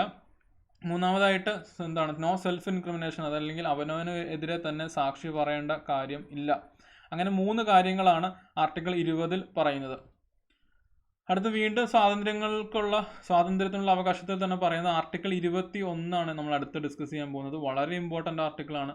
Right to life and personal liberty, അല്ലെങ്കിൽ ജീവനും വ്യക്തി സ്വാതന്ത്ര്യത്തിനുമുള്ള അവകാശമാണ്. അപ്പോൾ SCRT പറയുന്ന പോയിന്റ് നമുക്ക് നോക്കിയാലോ. No person can be denied life or liberty except through legal procedure based on the constitution. അതായത് ഒരു വ്യക്തിക്കും അവൻ്റെ ജീവനും അല്ലെങ്കിൽ വ്യക്തി സ്വാതന്ത്ര്യത്തിനുള്ള അവകാശം നിഷേധിക്കപ്പെടാൻ കഴിയില്ല. അത് എന്തെങ്കിലും നിയമം അനുസരിച്ചിട്ടുള്ള എന്തെങ്കിലും കാര്യങ്ങൾ കൊണ്ടുവരാം. പക്ഷേ നോർമലി അവൻ്റെ ജീവനും വ്യക്തി സ്വാതന്ത്ര്യത്തിനുമുള്ള ഒരു റെസ്ട്രിക്ഷൻസും ഭരണനിർവഹണം ചെയ്യുന്നവർക്ക് കൊണ്ടുവരാൻ കഴിയില്ല എന്നാണ് ഭരണഘടന പറയുന്നത്. അതുകൊണ്ട് തന്നെ അടിസ്ഥാനപരമായിട്ടുള്ള അവകാശമാണ് right to life and personal liberty എന്നുള്ളത്. ശ്രദ്ധിക്കുക, ഈ ആർട്ടിക്കിളിൻ്റെ ഏറ്റവും ഇമ്പോർട്ടൻ്റ് ആയിട്ടുള്ള പോയിന്റ് ഇതാണ്. അതായത് അടിയന്തരാവസ്ഥ പ്രഖ്യാപിക്കപ്പെടുമ്പോൾ പോലും ഈ ആർട്ടിക്കിൾ ഡിനേ ചെയ്യാൻ കഴിയില്ല. കാരണം അത്ര ഇമ്പോർട്ടൻ്റ് ആയിട്ടുള്ള ആർട്ടിക്കിളാണ്. നമ്മുടെ ബേസിക്കായിട്ട് നമുക്ക് ജീവിക്കാനുള്ള അവകാശം നൽകുന്ന ആർട്ടിക്കിളാണ്. അപ്പോൾ ഒരു അടിയന്തരാവസ്ഥ സമയത്ത് അത് ഡിനേ ചെയ്യപ്പെടുകയാണെങ്കിൽ ചിലപ്പോൾ ഒരുപാട് ദുരുപയോഗം ചെയ്യാനുള്ള സാധ്യതകളുണ്ട്. അപ്പോൾ ഭരണഘടന തന്നെ പറയുന്നുണ്ട് ഈ ആർട്ടിക്കിൾ 21 എന്താണ്? എമർജൻസി സമയത്ത് പോലും ഡിനേ ചെയ്യപ്പെടാൻ പാടില്ല. പക്ഷേ SCRT പറയാത്തൊരു പോയിന്റോടെ ഞാൻ പറയാം. നമ്മൾ ഓൾറെഡി പഠിച്ച പോയിന്റാണ്. ആർട്ടിക്കിൾ 20ഉം 21 എന്താണ്? അടിയന്തരാവസ്ഥ സമയത്ത് പോലും നിഷേധിക്കപ്പെടാൻ കഴിയാത്ത ആർട്ടിക്കിൾ. അതായത് അടിയന്തരാവസ്ഥ സമയത്ത് വേണമെങ്കിൽ നമുക്ക് ബാക്കി ഏത് മൗലിക അവകാശം വേണമെങ്കിലും ഒരു പ്രസിഡൻഷ്യൽ ഓർഡർ വഴി സസ്പെൻഡ് ചെയ്യാൻ പറ്റും. എന്നാൽ ഈ പറയുന്ന ആർട്ടിക്കിൾ 20ഉം 21 ഒരു കാരണവശാലും സസ്പെൻഡ് ചെയ്യാൻ കഴിയില്ല. ഒരു പോയിന്റോടെ ഞാൻ പറയാം. ആർട്ടിക്കിൾ 19 ദേശീയ എമർജൻസി അല്ലെങ്കിൽ നാഷണൽ എമർജൻസി അല്ലെങ്കിൽ ദേശീയ അടിയന്തരാവസ്ഥ പ്രഖ്യാപിക്കപ്പെട്ടിട്ടുണ്ടെങ്കിൽ, അതായത് ഒരു വിദേശ ആക്രമണം അല്ലെങ്കിൽ യുദ്ധം തുടങ്ങിയ സാഹചര്യങ്ങളിൽ ദേശീയ അടിയന്തരാവസ്ഥ പ്രഖ്യാപിച്ചിട്ടുണ്ടെങ്കിൽ ആർട്ടിക്കിൾ 19 അനുസരിച്ച് ഓരോ ഇന്ത്യൻ പൗരൻ്റെയും സ്വാതന്ത്ര്യത്തിനുള്ള അവകാശം അല്ലെങ്കിൽ അതിൽ പറയുന്ന 6 മൗലിക സ്വാതന്ത്ര്യങ്ങൾ നിഷേധിക്കപ്പെടും അല്ലെങ്കിൽ ഓട്ടോമാറ്റിക്കലി സസ്പെൻഡ് ചെയ്യപ്പെടും എന്ന് മനസ്സിലാക്കുക. അതായത് ദേശീയ അടിയന്തരാവസ്ഥ പ്രഖ്യാപിച്ചാൽ ഓട്ടോമാറ്റിക്കലി സസ്പെൻഡ് ചെയ്യപ്പെടുന്ന ആർട്ടിക്കിൾ 19 എന്നാൽ ഒരു കാരണവശാലും സസ്പെൻഡ് ചെയ്യാൻ കഴിയാത്ത ആർട്ടിക്കിൾ 20ഉം 21 അപ്പോൾ വളരെ ഇമ്പോർട്ടൻ്റ് ആണ് ആർട്ടിക്കിൾ 21 എന്നുള്ളത്. കൂടാതെ നമുക്കറിയാം ഓരോ കേസുമായിട്ട് ബന്ധപ്പെട്ട് ഈ ആർട്ടിക്കിൾ 21 സുപ്രീം കോടതി പല ഇൻ്റർപ്രിട്ടേഷൻസും കൊണ്ടുവരാറുണ്ട്. ലേറ്റസ്റ്റ് ആയിട്ട് വന്നിട്ടുള്ളതാണ് ഹാദിയ കേസ്. ആദ്യ കേസിൽ സുപ്രീം കോടതി ഇതേ ആർട്ടിക്കിളിന് കൊണ്ടുവന്ന ഒരു ഇൻ്റർപ്രിട്ടേഷൻസ് ആണ്. അതായത് ഈ ആർട്ടിക്കിളിലാണ് നമുക്ക് right to a good health, right to ഒരു നല്ല എൻവയോൺമെൻറ്റിൽ ജീവിക്കാനുള്ള അവകാശം, right to electricity, right to sleep, ഉറങ്ങാനുള്ള അവകാശം, റൈറ്റ് ടു അങ്ങനെ തുടങ്ങി ഒട്ടനവധി അവകാശങ്ങൾ ഈ ഒരു ആർട്ടിക്കിളിൻ്റെ ഭാഗമായിട്ട് തന്നെ പറയുന്നുണ്ട്. അപ്പോൾ അത് ഓരോ കാലക്രമേണ അല്ലെങ്കിൽ സുപ്രീം കോടതി ഏതെങ്കിലും കേസിൻ്റെ ഭാഗമായിട്ട് അതിൻ്റെ അകത്ത് കുറേ ഇൻ്റർപ്രിട്ടേഷൻസ് അല്ലെങ്കിൽ അതിൻ്റെ അകത്ത് അഡീഷൻസ് കൊണ്ടുവരാറുണ്ട്. അപ്പോൾ ലേറ്റസ്റ്റ് ആയിട്ട് ഹാദിയ കേസിൽ കൊണ്ടുവന്നിട്ടുള്ള ഒരു അഡീഷനാണ്, അതായത് ഒരു വ്യക്തിക്ക് ആ വ്യക്തിക്ക് ഇഷ്ടമുള്ള ആളെ വിവാഹം ചെയ്യാൻ ഉള്ളത് ആ വ്യക്തിയുടെ അവകാശമാണെന്ന് സുപ്രീം കോടതി പറഞ്ഞിട്ടുണ്ട്. അത് ഈ ആർട്ടിക്കിൾ 21 ഇൻ്റർപ്രിട്ടേഷൻ ആയിട്ടാണ്. അതല്ലെങ്കിൽ ജീവനും വ്യക്തി സ്വാതന്ത്ര്യത്തിനുമുള്ള അവകാശമായിട്ട് പറയുന്നതാണ്. Right to marry a person of one's choice, ഒരു വ്യക്തിക്ക് ആ വ്യക്തിക്ക് ഇഷ്ടപ്പെട്ട ആളെ വിവാഹം ചെയ്യാനുള്ള അവകാശം കൊടുക്കുക എന്നുള്ളതാണ് ഈ ആർട്ടിക്കിൾ 21 ഒരു ഇൻ്റർപ്രിട്ടേഷൻ ആയിട്ട് ഹാദിയ കേസിൽ സുപ്രീം കോടതി പറഞ്ഞിട്ടുള്ളത്. അപ്പോൾ ശ്രദ്ധിക്കുക, ആർട്ടിക്കിൾ 21 ജീവനും വ്യക്തി സ്വാതന്ത്ര്യത്തിനുമുള്ള അവകാശമാണ്. അടിയന്തരാവസ്ഥ സമയത്ത് പോലും നിഷേധിക്കപ്പെടാൻ കഴിയാത്ത ഒരു ആർട്ടിക്കിളാണ്. അടുത്ത ആർട്ടിക്കിൾ 21A വളരെ ഇമ്പോർട്ടൻ്റ് ആണ്. ഭരണഘടന നിലവിൽ വന്നപ്പം ഇല്ലാതിരുന്ന ഒരു ആർട്ടിക്കിളാണ്. ശരിക്കും മലയാളത്തിൽ പറഞ്ഞാൽ വിദ്യാഭ്യാസത്തിനുള്ള അവകാശം നൽകുന്ന ആർട്ടിക്കിളാണ് article 21A. Right to education ആണ്, വിദ്യാഭ്യാസത്തിനുള്ള അവകാശം. അതായത് 6 വയസ്സിനും 14 വയസ്സിനും ഇടയ്ക്കുള്ള വിദ്യാർത്ഥികൾക്ക് അല്ലെങ്കിൽ കുട്ടികൾക്ക് സൗജന്യവും നിർബന്ധിതവുമായ വിദ്യാഭ്യാസം ലഭ്യമാക്കുക, അല്ലെങ്കിൽ അത് കിട്ടാൻ അവർക്ക് അവകാശമുണ്ട് എന്ന് പറയുന്ന ആർട്ടിക്കിളാണ് ആർട്ടിക്കിൾ 21A. ഇത് ഭരണഘടനയിൽ ആഡ് ചെയ്യുന്നത് 86ാമത് ഭരണഘടനാ ഭേദഗതി നിയമം 2002 അനുസരിച്ചാണ്. 2002 അനുസരിച്ചാണ്. Right to free and compulsory education to all children in the age group of 6 to 14 years. നമുക്കറിയാം നമ്മുടെ രാജ്യത്ത് അല്ലെങ്കിൽ നമ്മുടെ സംസ്ഥാനത്തിൻ്റെ കാര്യം എടുത്തിട്ടുണ്ടെങ്കിൽ നമുക്കറിയാം നമ്മുടെ സംസ്ഥാനത്ത് ഒരുപാട് ഗവൺമെൻറ് സ്കൂളുകളുണ്ട്. അവിടെയൊക്കെ ഫ്രീ ആയിട്ട് നമുക്ക് പഠിക്കാനുള്ള സൗകര്യങ്ങളുണ്ട്.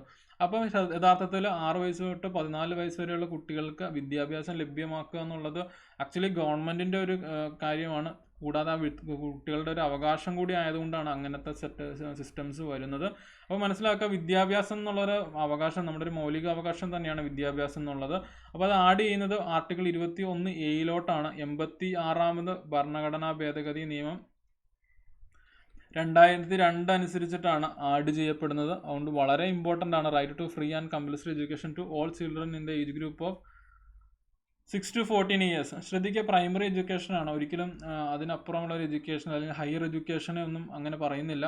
ഈ പ്രൈമറി എഡ്യൂക്കേഷൻ അല്ലെങ്കിൽ 6 വയസ്സ് മുതൽ 14 വയസ്സ് വരെയുള്ള കുട്ടികളുടെ വിദ്യാഭ്യാസത്തിനുള്ള അവകാശമാണ് പറയുന്നത്, മനസ്സിലാക്കുക. അതല്ലാത്ത ഹയർ എഡ്യൂക്കേഷനൊക്കെ നമ്മുടെ വ്യക്തിപരമായ താല്പര്യമാണ്. നമുക്ക് പോകണമെങ്കിൽ പോകാം, പോകണ്ടെങ്കിൽ പോകണ്ട എന്നുള്ളതാണ്. അപ്പോൾ ആർട്ടിക്കിൾ 21A കിട്ടിയെന്ന് വിചാരിക്കുന്നു. അടുത്തത് article 22 protection from arbitrary arrest and detention. Protection from arbitrary arrest and detention. അപ്പോൾ ഇത് മനസ്സിലാക്കേണ്ട കാര്യം ഇതാണ്. നമ്മളെ ഒരു കുറ്റം ചെയ്തതിൻ്റെ ഭാഗമായിട്ട് അറസ്റ്റ് ചെയ്യാം, അതൊരു കേസ്. നമ്മളെ ഒരു കുറ്റം ചെയ്യാതിരിക്കാൻ വേണ്ടിയിട്ടും തടവിൽ വെക്കാം. അപ്പം കുറ്റം ചെയ്തതിൻ്റെ ഭാഗമായിട്ട് തടവിൽ വെക്കുകയാണെങ്കിൽ അതിനെ പ്യൂണിറ്റീവ് ഡിറ്റൻഷൻ എന്ന് പറയും. പ്യൂണിറ്റീവ് ഡിറ്റൻഷൻ എന്ന് പറയും. എന്നാൽ ഒരു കുറ്റം ചെയ്യാതിരിക്കാൻ തടവിൽ വെക്കുന്നതിന് പ്രിവെൻറ്റീവ് ഡിറ്റൻഷൻ എന്ന് പറയും. അപ്പോൾ ഈ രണ്ട് സാഹചര്യങ്ങളിൽ നിങ്ങൾക്ക് ലഭിക്കുന്ന അല്ലെങ്കിൽ ഒരു ഇന്ത്യൻ പൗരന് ലഭിക്കുന്ന അവകാശങ്ങളെ കുറിച്ചിട്ടാണ് ഈ ആർട്ടിക്കിൾ 22 പറയുന്നത്. അതായത് അന്യായമായ തടങ്കൽ വെക്കലിനെതിരെയുള്ള ആർട്ടിക്കിളാണ്, അല്ലെങ്കിൽ ഒരു അറസ്റ്റ് രേഖപ്പെടുത്തിയിട്ടുണ്ടെങ്കിൽ കിട്ടേണ്ട പരിരക്ഷകളെ കുറിച്ചിട്ടുള്ള ആർട്ടിക്കിളാണ്. അപ്പോൾ നിങ്ങളൊരു കുറ്റം ചെയ്തതിൻ്റെ ഭാഗമായിട്ടാണ് അറസ്റ്റ് വരിക്കേണ്ടി വന്നാൽ അല്ലെങ്കിൽ തടവിൽ വെക്കുന്ന ഒരു സാഹചര്യം വന്നിട്ടുണ്ടെങ്കിൽ നിങ്ങൾക്ക് ലഭിക്കുന്ന പരിരക്ഷകൾ എന്തൊക്കെയാണെന്ന് വെച്ചിട്ടുണ്ടെങ്കിൽ, നിങ്ങളെ എന്ത് ഗ്രൗണ്ടിലാണ് അറസ്റ്റ് ചെയ്യുന്നത് അല്ലെങ്കിൽ എന്ത് കാരണം കൊണ്ടാണ് അറസ്റ്റ് ചെയ്യുന്നത് നിങ്ങൾക്ക് തീർച്ചയായിട്ടും ചോദിക്കാം. നിങ്ങളെ അറസ്റ്റ് ചെയ്തിട്ട് 24 മണിക്കൂറിനുള്ളിൽ ഒരു മജിസ്ട്രേറ്റിന് മുമ്പിൽ ഹാജരാക്കിയിരിക്കണം.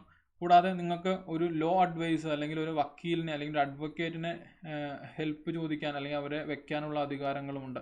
അപ്പോൾ ശ്രദ്ധിക്കുക, ഒരു കുറ്റം ചെയ്തതിൻ്റെ ഭാഗമായിട്ട് നിങ്ങളെ അറസ്റ്റ് ചെയ്യുകയാണെങ്കിൽ അല്ലെങ്കിൽ പ്യൂണിറ്റീവ് ഡിറ്റൻഷൻ കേസ് ആണെങ്കിൽ നമുക്ക് ആ എന്ത് ഗ്രൗണ്ടിലാണ് അല്ലെങ്കിൽ എന്ത് കാരണം കൊണ്ടാണ് നിങ്ങളെ അറസ്റ്റ് ചെയ്തതെന്ന് നിങ്ങൾക്ക് ചോദിച്ചറിയാൻ കഴിയും. കൂടാതെ അറസ്റ്റ് ചെയ്തിട്ട് 24 മണിക്കൂറിനുള്ളിൽ നിങ്ങളെ ഒരു മജിസ്ട്രേറ്റിന് മുന്നിൽ ഹാജരാക്കിയിരിക്കണം. കൂടാതെ നിയമസഹായം ചോദിക്കാനുള്ള അല്ലെങ്കിൽ നേടാനുള്ള അവകാശവും നിങ്ങൾക്ക് ഈ ഒരു സാഹചര്യത്തിൽ ലഭിക്കുന്നുണ്ട്. അപ്പോൾ അത് ഭരണഘടന നൽകുന്നത് ആർട്ടിക്കിൾ 22 അനുസരിച്ചിട്ടാണ്. ഇനി ഒരു കുറ്റം ചെയ്യാതിരിക്കാൻ വേണ്ടിയിട്ടുള്ള തടങ്കലുമുണ്ട്, അല്ലെങ്കിൽ കരുതൽ തടങ്കൽ എന്ന് പറയും. കരുതൽ തടങ്കൽ എന്ന് പറയും. അത് നോർമലി സമൂഹത്തിൽ നല്ല ഇൻഫ്ലുവൻസ് ഉള്ള ഒരാളായിരിക്കാം, ചിലപ്പോൾ ഒരു നല്ല രീതിയിൽ ഇൻഫ്ലുവൻസ് ഉള്ള ആളായിരിക്കും ചിലപ്പം.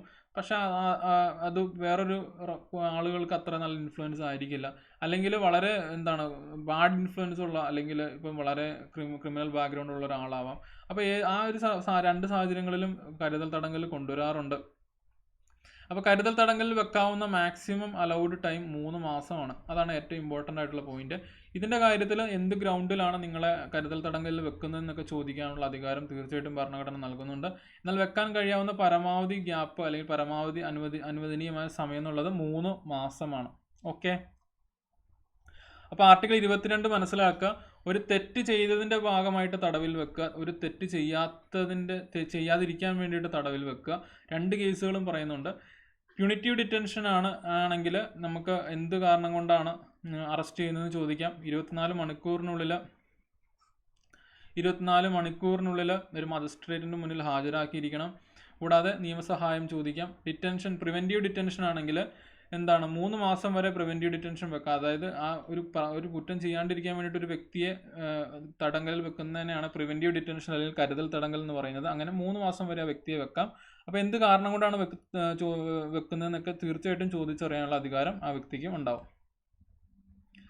അപ്പോൾ നമ്മളിപ്പോൾ 2 മൗലിക അവകാശങ്ങളെ കുറിച്ച് പഠിച്ചു. ഏതൊക്കെയാണ്? സമത്വത്തിനുള്ള അവകാശം ആർട്ടിക്കിൾ 14 മുതൽ 18 വരെയുള്ള പഠിച്ചു. അടുത്ത സ്വാതന്ത്ര്യത്തിനുള്ള അവകാശം ആർട്ടിക്കിൾ 19 മുതൽ 22 വരെയുള്ള ആർട്ടിക്കിളുകളും നമ്മൾ പഠിച്ചു. ഇനി മൂന്നാമതായിട്ട് ഭരണഘടനയിൽ പറയുന്ന മൗലിക അവകാശമാണ് ചൂഷണത്തിനെതിരെയുള്ള അവകാശം, അല്ലെങ്കിൽ റൈറ്റ് അഗെയിൻസ്റ്റ് എക്സ്പ്ലോയിറ്റേഷൻ. 2 ആർട്ടിക്കിളുകളാണ് ഈ റേഞ്ചിൽ വരുന്നത്. ആർട്ടിക്കിൾ 23 ആർട്ടിക്കിൾ 24 അങ്ങനെ 2 ആർട്ടിക്കിളുകളാണ് ഈ റേഞ്ചിൽ വരുന്നത്. വളരെ ഇമ്പോർട്ടൻ്റ് ആണ്. ആർട്ടിക്കിൾ 23 24 ഒരുമിച്ച് പഠിക്കാം. 23 പറയുന്നത് അടിമവേല നിരോധനമാണ്. അടിമവേല നിരോധനം. കൂടാതെ മനുഷ്യക്കടത്ത് നിരോധനം. അപ്പോൾ അങ്ങനെ 2 കാര്യങ്ങളാണ് പറയുന്നത്. ഫോഴ്സ്ഡ് ലേബർ എന്ന് ഇംഗ്ലീഷിൽ പറയും, അല്ലെങ്കിൽ അടിമവേല എന്ന് മലയാളത്തിൽ പറയും. ഹ്യൂമൻ ട്രാഫിക്കിംഗ് അല്ലെങ്കിൽ മനുഷ്യക്കടത്ത് എന്ന് ഇംഗ്ലീഷിലും മലയാളത്തിലായിട്ടും പറയപ്പെടുന്നു. അപ്പോൾ ആർട്ടിക്കിൾ 23 എന്താണ് നിരോധിക്കുന്നത്? അടിമവേലയും മനുഷ്യക്കടത്തുമാണ്. അപ്പോൾ ശ്രദ്ധിക്കുക, 23 24 ബേസിക്കായിട്ട് ചൂഷണത്തിനെതിരെയുള്ള അവകാശങ്ങളാണ് പറയുന്നത്.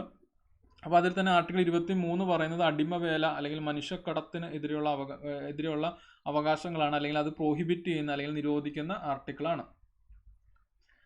എന്നാൽ ആർട്ടിക്കിൾ 24 പറയുന്നത് വളരെ ഇമ്പോർട്ടൻ്റ് ആണ്. പലതവണ PSC ചോദിച്ചിട്ടുള്ളതാണ്. ബാലവേല നിരോധനമാണ്. ബാലവേല നിരോധനം തിരിച്ചും മറിച്ചും ചോദിച്ചിട്ടുണ്ട്. ബാലവേല നിരോധനമായിട്ടുള്ള ആർട്ടിക്കിൾ ഏതാണെന്ന് ചോദിച്ചിട്ടുണ്ട്. ആർട്ടിക്കിൾ 24 എന്തിനെക്കുറിച്ച് പറയുന്നു ചോദിച്ചിട്ടുണ്ട്. അപ്പോൾ തിരിച്ചും മറിച്ചും PSC ചോദിച്ചിട്ടുള്ള ചോദ്യമാണ്. Employment of children in factories and other dangerous sectors are forbidden. അപ്പോൾ ശ്രദ്ധിക്കുക, ആർട്ടിക്കിൾ 23 24 ചൂഷണത്തിനെതിരെയുള്ള അവകാശങ്ങളാണ്. ആർട്ടിക്കിൾ 23 പറയുന്നത് മനുഷ്യക്കടത്ത്, കൂടാതെ അടിമവേല തുടങ്ങിയ കാര്യങ്ങൾ, അല്ലെങ്കിൽ വേറൊരു പേരും കൂടെ പറയാറുണ്ട്, ബെഗർ. ഇതും അടിമവേലയുമായിട്ട് റിലേറ്റഡ് ആയിട്ടുള്ള ടേമാണ്. അപ്പോൾ അടിമവേല മനുഷ്യക്കടത്ത് നിരോധനമാണ് ആർട്ടിക്കിൾ 23 പറയുന്നത്. ബാലവേല നിരോധനമാണ് ആർട്ടിക്കിൾ 24 പറയുന്നത്. വളരെ ഇമ്പോർട്ടൻ്റ് ആണ്.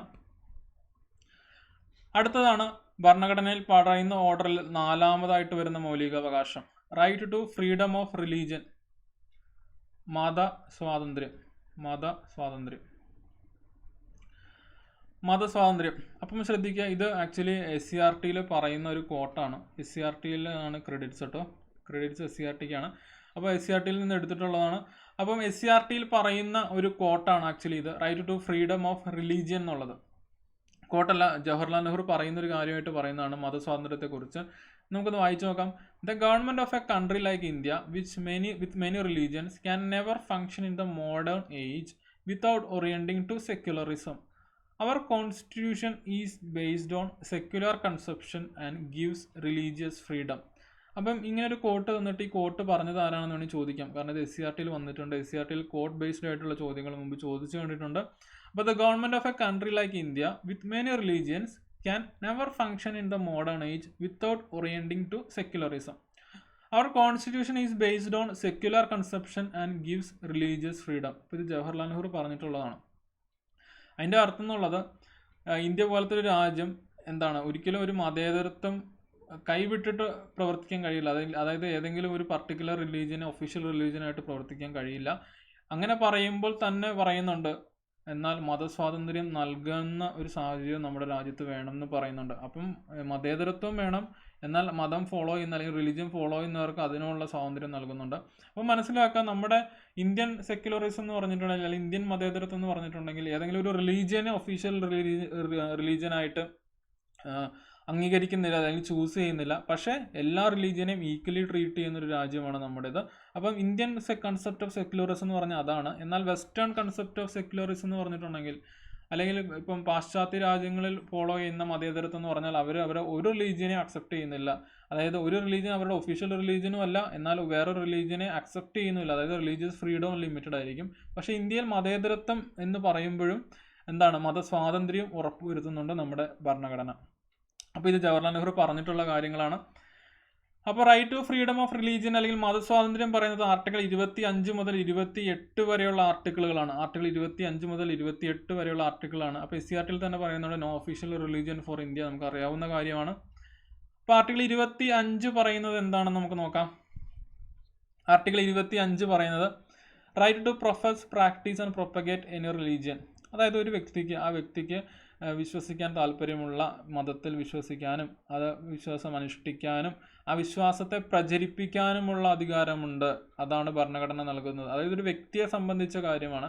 ഒരു വ്യക്തിക്ക് ഇഷ്ടമുള്ള മതത്തിൽ അല്ലെങ്കിൽ വിശ്വസിക്കാൻ കഴിയുന്ന ആ വ്യക്തിയെ സംബന്ധിച്ചിടത്തോളം ആ വ്യക്തിക്ക് ഫോളോ ചെയ്യാവുന്ന ഒരു മതം ഉണ്ടാവും.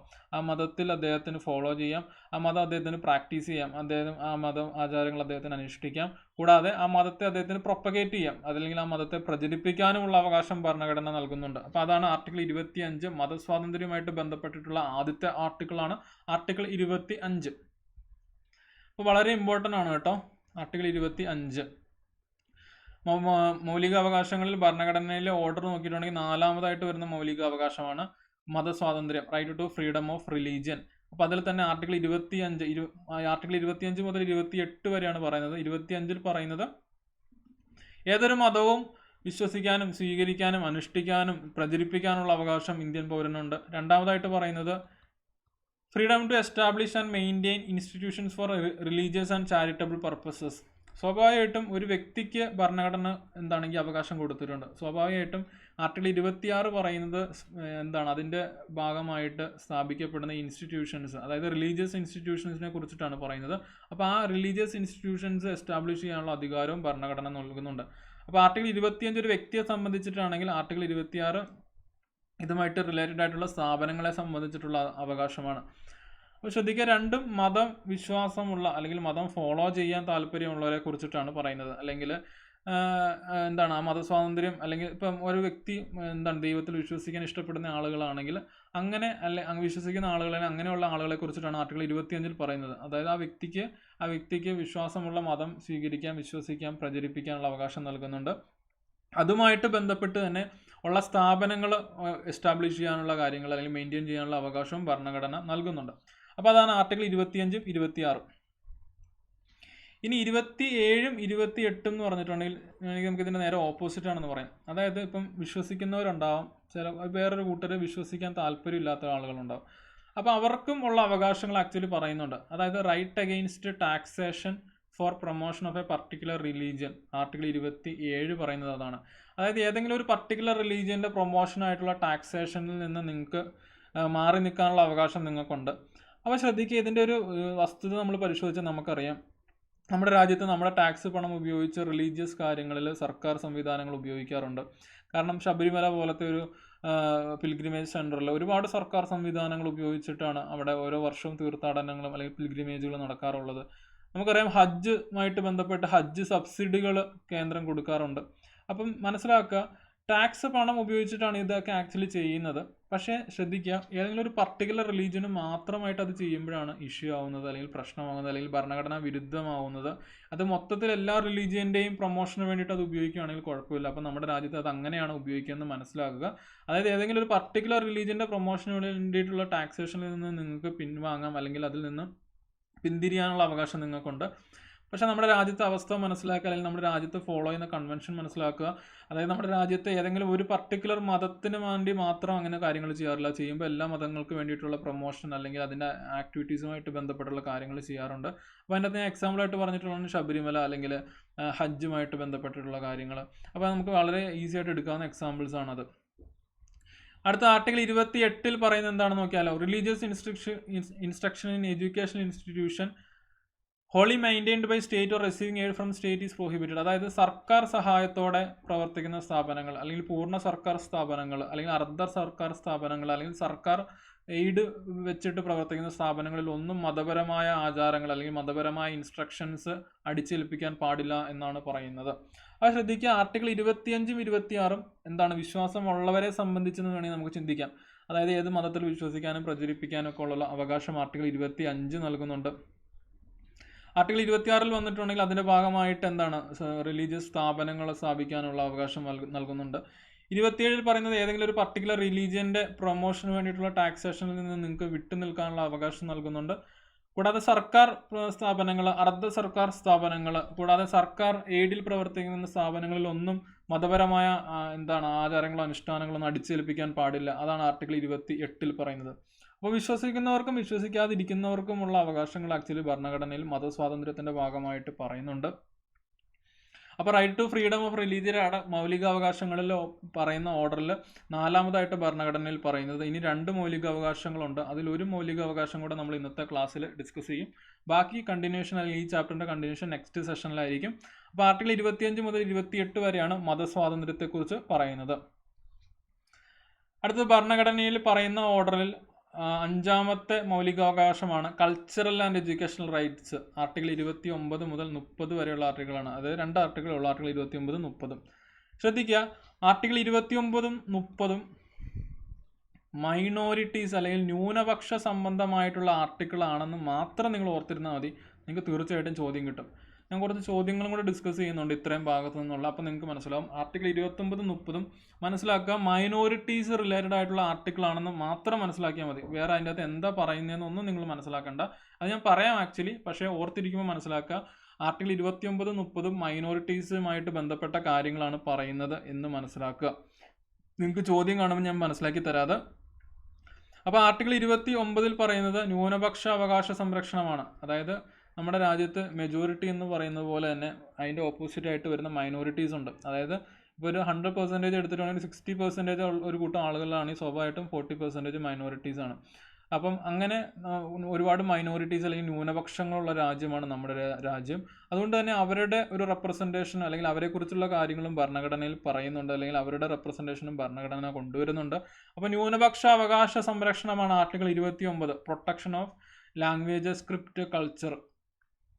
ആർട്ടിക്കിൾ 29 മനസ്സിലാക്കുക, ന്യൂനപക്ഷ അവകാശ സംരക്ഷണമാണ്. ന്യൂനപക്ഷ അവകാശ സംരക്ഷണമാണ് പറയുന്നത്.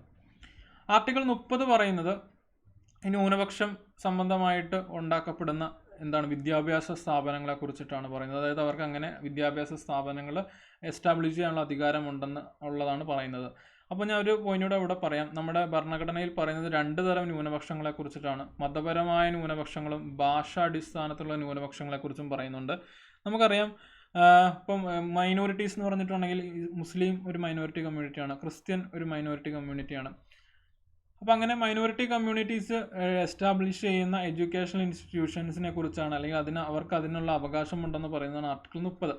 അപ്പോൾ ബേസിക്കായിട്ട് ഓർത്തിരിക്കുക, ആർട്ടിക്കിൾ 29, 30 പറയുന്നത് ന്യൂനപക്ഷ അവകാശങ്ങളെ കുറിച്ചിട്ടാണ്, ന്യൂനപക്ഷ അവകാശ സംരക്ഷണങ്ങളെ കുറിച്ചിട്ടാണ് എന്ന് മനസ്സിലാക്കുക. അതിനകത്ത് ആർട്ടിക്കിൾ 29 പർട്ടിക്കുലർലി പറയുന്നത് ന്യൂനപക്ഷ അവകാശ സംരക്ഷണമാണ്. ആർട്ടിക്കിൾ 30 പറയുന്നത് ന്യൂനപക്ഷവുമായിട്ട് ബന്ധപ്പെട്ടിട്ടുള്ള വിദ്യാഭ്യാസ സ്ഥാപനങ്ങൾ, അല്ലെങ്കിൽ ആ വിദ്യാഭ്യാസ സ്ഥാപനങ്ങൾ എസ്റ്റാബ്ലിഷ് ചെയ്യാനുള്ള അവകാശമാണ് നൽകുന്നത്.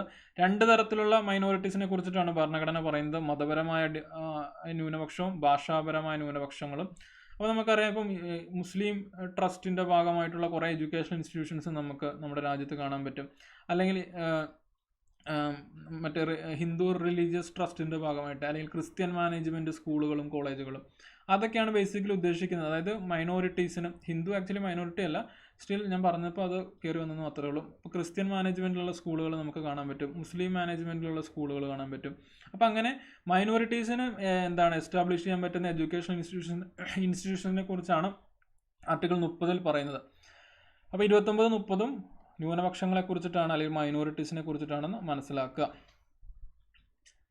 അപ്പോൾ അത്രയാണ് ബേസിക്കായിട്ട് ഇന്നത്തെ സെഷൻ വരുന്നത്. കണ്ടിന്യൂഷൻ ആയിട്ട് ക്ലാസ് ഉണ്ട്. അടുത്ത സെഷൻ SCRTയുടെ ഈ ചാപ്റ്ററിൻ്റെ ഡിസ്കഷൻ തന്നെയായിരിക്കും. അപ്പോൾ നമുക്ക് ഈ പഠിച്ച ഭാഗത്തു നിന്ന് PSC മുമ്പ് ചോദിച്ചിട്ടുള്ള കുറച്ച് ചോദ്യങ്ങൾ നോക്കാം. Which article of the Indian constitution prohibits the discrimination on the ground of religion, caste, sex, place of birth? ഈ ഒരു ഇത്തരം കാര്യം മാത്രം എടുത്താൽ മതി. പ്രൊഹിബിറ്റ്സ് ദ ഡിസ്ക്രിമിനേഷൻ എന്ന് പറഞ്ഞാൽ വിവേചനം പാടില്ല എന്നാണ്. വിവേചനം പാടില്ല എന്ന് പറയുന്ന ആർട്ടിക്കിൾ ഏതാണ്? ആക്ച്വലി അത് സമത്വത്തിനുള്ള അവകാശത്തിൽ വരുന്ന ആർട്ടിക്കിളാണ്. ആർട്ടിക്കിൾ 14 മുതൽ 18 വരെ. അപ്പം ഓപ്ഷൻസ് എല്ലാം തന്നെ 14നും 18നും ഇടയ്ക്കുള്ള ഓപ്ഷൻസ് ആണ്. അപ്പോൾ നമുക്ക് ഇതിൻ്റെ ഉത്തരം കൃത്യമായിട്ട് അറിഞ്ഞേ പറ്റുള്ളൂ. ഉത്തരം ഓപ്ഷൻ എ ആണ്, 15 ആണ്. 14 പറയുന്നത് എന്താണ്? നിയമത്തിന് മുന്നിൽ എല്ലാവരും തുല്യരാണെന്നാണ് പറയുന്നത്. ആർട്ടിക്കിൾ 16 പറയുന്നത് എന്താണ്? സർക്കാർ ജോലികളിൽ തുല്യ അവസരം ഉറപ്പാക്കുന്ന ആർട്ടിക്കിളാണ്. ആർട്ടിക്കിൾ 17 എന്താണ്? അബോളിഷൻ ഓഫ് അൺടച്ചബിലിറ്റി ആണ്, അല്ലെങ്കിൽ തൊട്ടുകൂടായ്മ ഇല്ലാതാക്കുക എന്ന് പറയുന്ന ആർട്ടിക്കിളാണ്. അടുത്ത, which of the following article of the Indian constitution guarantees complete equality of men and women? Same question ആണ്, പക്ഷേ വേറെ രീതിയിൽ ചോദിച്ചിട്ടുണ്ടെന്ന് മാത്രമേ ഉള്ളൂ. ഇതിൻ്റെ ഉത്തരം ആർട്ടിക്കിൾ 15 ആണ്. എന്താണ് complete equality of men and women എന്ന് പറയുമ്പം മനസ്സിലാക്കുക, വിവേചനം പാടില്ല on the basis of sex എന്നുള്ള അർത്ഥമാണ് വരുന്നത്. അപ്പോൾ അതുകൊണ്ട് ആർട്ടിക്കിൾ 15 ആണ് ഇതിൻ്റെ ഉത്തരം. നിങ്ങൾ ഓപ്ഷൻസും കൂടെ ശ്രദ്ധിച്ച് നിങ്ങൾക്കത് കൺഫേം ചെയ്യാൻ പറ്റും. ആർട്ടിക്കിൾ 25 പറയുന്നത് മതസ്വാതന്ത്ര്യത്തിൻ്റെ കാര്യമാണ്. 21 പറയുന്നത് ജീവനും വ്യക്തി സ്വാതന്ത്ര്യത്തിനുള്ള അവകാശമാണ്. ആർട്ടിക്കിൾ 18 പറയുന്നത് ബഹുമതികൾ ഇല്ലാതാക്കുക എന്നുള്ള ഒരു അവകാശത്തിൻ്റെ കാര്യമാണ് പറയുന്നത്. അതായത് ഇൻ കേസ് ഈ ക്വസ്റ്റ്യൻ നിങ്ങൾക്ക് ഡൗട്ട്ഫുൾ ആവുകയാണെങ്കിലും ബാക്കി ഓപ്ഷൻസ് എന്താണ് റിലേറ്റഡ് അല്ലാത്തത് കൊണ്ട് നമുക്ക് ഇത് ആർട്ടിക്കിൾ 15 ആണെന്ന് കൺഫേം ചെയ്യാൻ പറ്റും. അതായത് വിവേചനം പാടില്ല എന്നുള്ളത് സെക്സിൻ്റെ ബേസിസിലും വിവേചനം പാടില്ല എന്ന് നമ്മൾ കണ്ടു. അതുകൊണ്ട് എന്താ മനസ്സിലാക്കുക? Complete equality of men and women.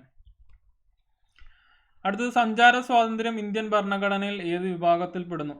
സഞ്ചാര സ്വാതന്ത്ര്യം, അതായത് ഇന്ത്യയിൽ എവിടെയും സഞ്ചരിക്കാനുള്ള സ്വാതന്ത്ര്യം നമുക്ക് നൽകുന്നത് ആർട്ടിക്കിൾ 19 ആണ്. ആർട്ടിക്കിൾ 19 എന്തിൻ്റെ ഭാഗമാണ്? മൗലിക അവകാശങ്ങളുടെ ഭാഗമാണ്. അപ്പോൾ ശ്രദ്ധിക്കുക, വളരെ ഈസി ചോദ്യങ്ങളാണ്. പഠിച്ചാൽ വളരെ ഈസി ആയിട്ട് എടുക്കാവുന്ന ചോദ്യങ്ങളാണ് PSC ചോദിച്ചിട്ടുള്ളത്. പൗരാവകാശങ്ങളിൽ പ്രധാനപ്പെട്ടതും അടിസ്ഥാനപരവുമായ അവകാശം ഏതാണ്? ഞാനത് പറഞ്ഞു. ജീവിക്കാനുള്ള അവകാശം ആർട്ടിക്കിൾ 21 നൽകുന്ന right to life and personal ലിബർട്ടിയാണ്. ജീവിക്കാനുള്ള അവകാശമാണ് അടിസ്ഥാനപരമായ അവകാശം. അപ്പോൾ അത് ഓർത്തിരിക്കുക, വളരെ ഇമ്പോർട്ടൻറ്റ് പോയിൻ്റാണ്. Right to education comes under the act, അതായത് വിദ്യാഭ്യാസത്തിനുള്ള അവകാശം ഏത് ആക്ട് എന്നാണ് ഇവിടെ പറഞ്ഞേക്കുന്നത്? ആക്ച്വലി ആർട്ടിക്കിളാണ് ഉദ്ദേശിക്കുന്നത്. ഏത് ആർട്ടിക്കിളിൽ വരുന്നതാണ് ചോദ്യം. ആർട്ടിക്കിൾ 21A ആണ് നമ്മൾ പഠിച്ചല്ലേ.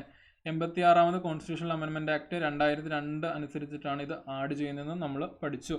അപ്പോൾ വിദ്യാഭ്യാസത്തിനുള്ള അവകാശം വരുന്നത് ആർട്ടിക്കിൾ 21A അത് ഭരണഘടനയുടെ ഏത് അനുച്ഛേദത്തിലാണ് ബാലവേല നിരോധിച്ചിരിക്കുന്നത്? ഇതേ ചോദ്യം തന്നെയാണ് അടുത്തത് തിരിച്ചു വന്നിട്ടുള്ളത്. അപ്പോൾ ഇതിൻ്റെ ഉത്തരം ഏതാണ്? ആർട്ടിക്കിൾ 24ലാണ് ബാലവേല നിരോധനം.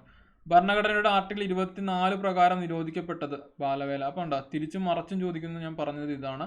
ഇതിൽ തന്നെ 16ാമത്തെ അനുച്ഛേദം എന്താണ്? സർക്കാർ ജോലികളിൽ തുല്യ അവസരം. ആർട്ടിക്കിൾ 23 എന്താണ്? അടിമവേല, മനുഷ്യക്കടത്ത് നിരോധനം. 21 എന്താണ്? ജീവനും വ്യക്തി സ്വാതന്ത്ര്യത്തിനുമുള്ള അവകാശമാണ്.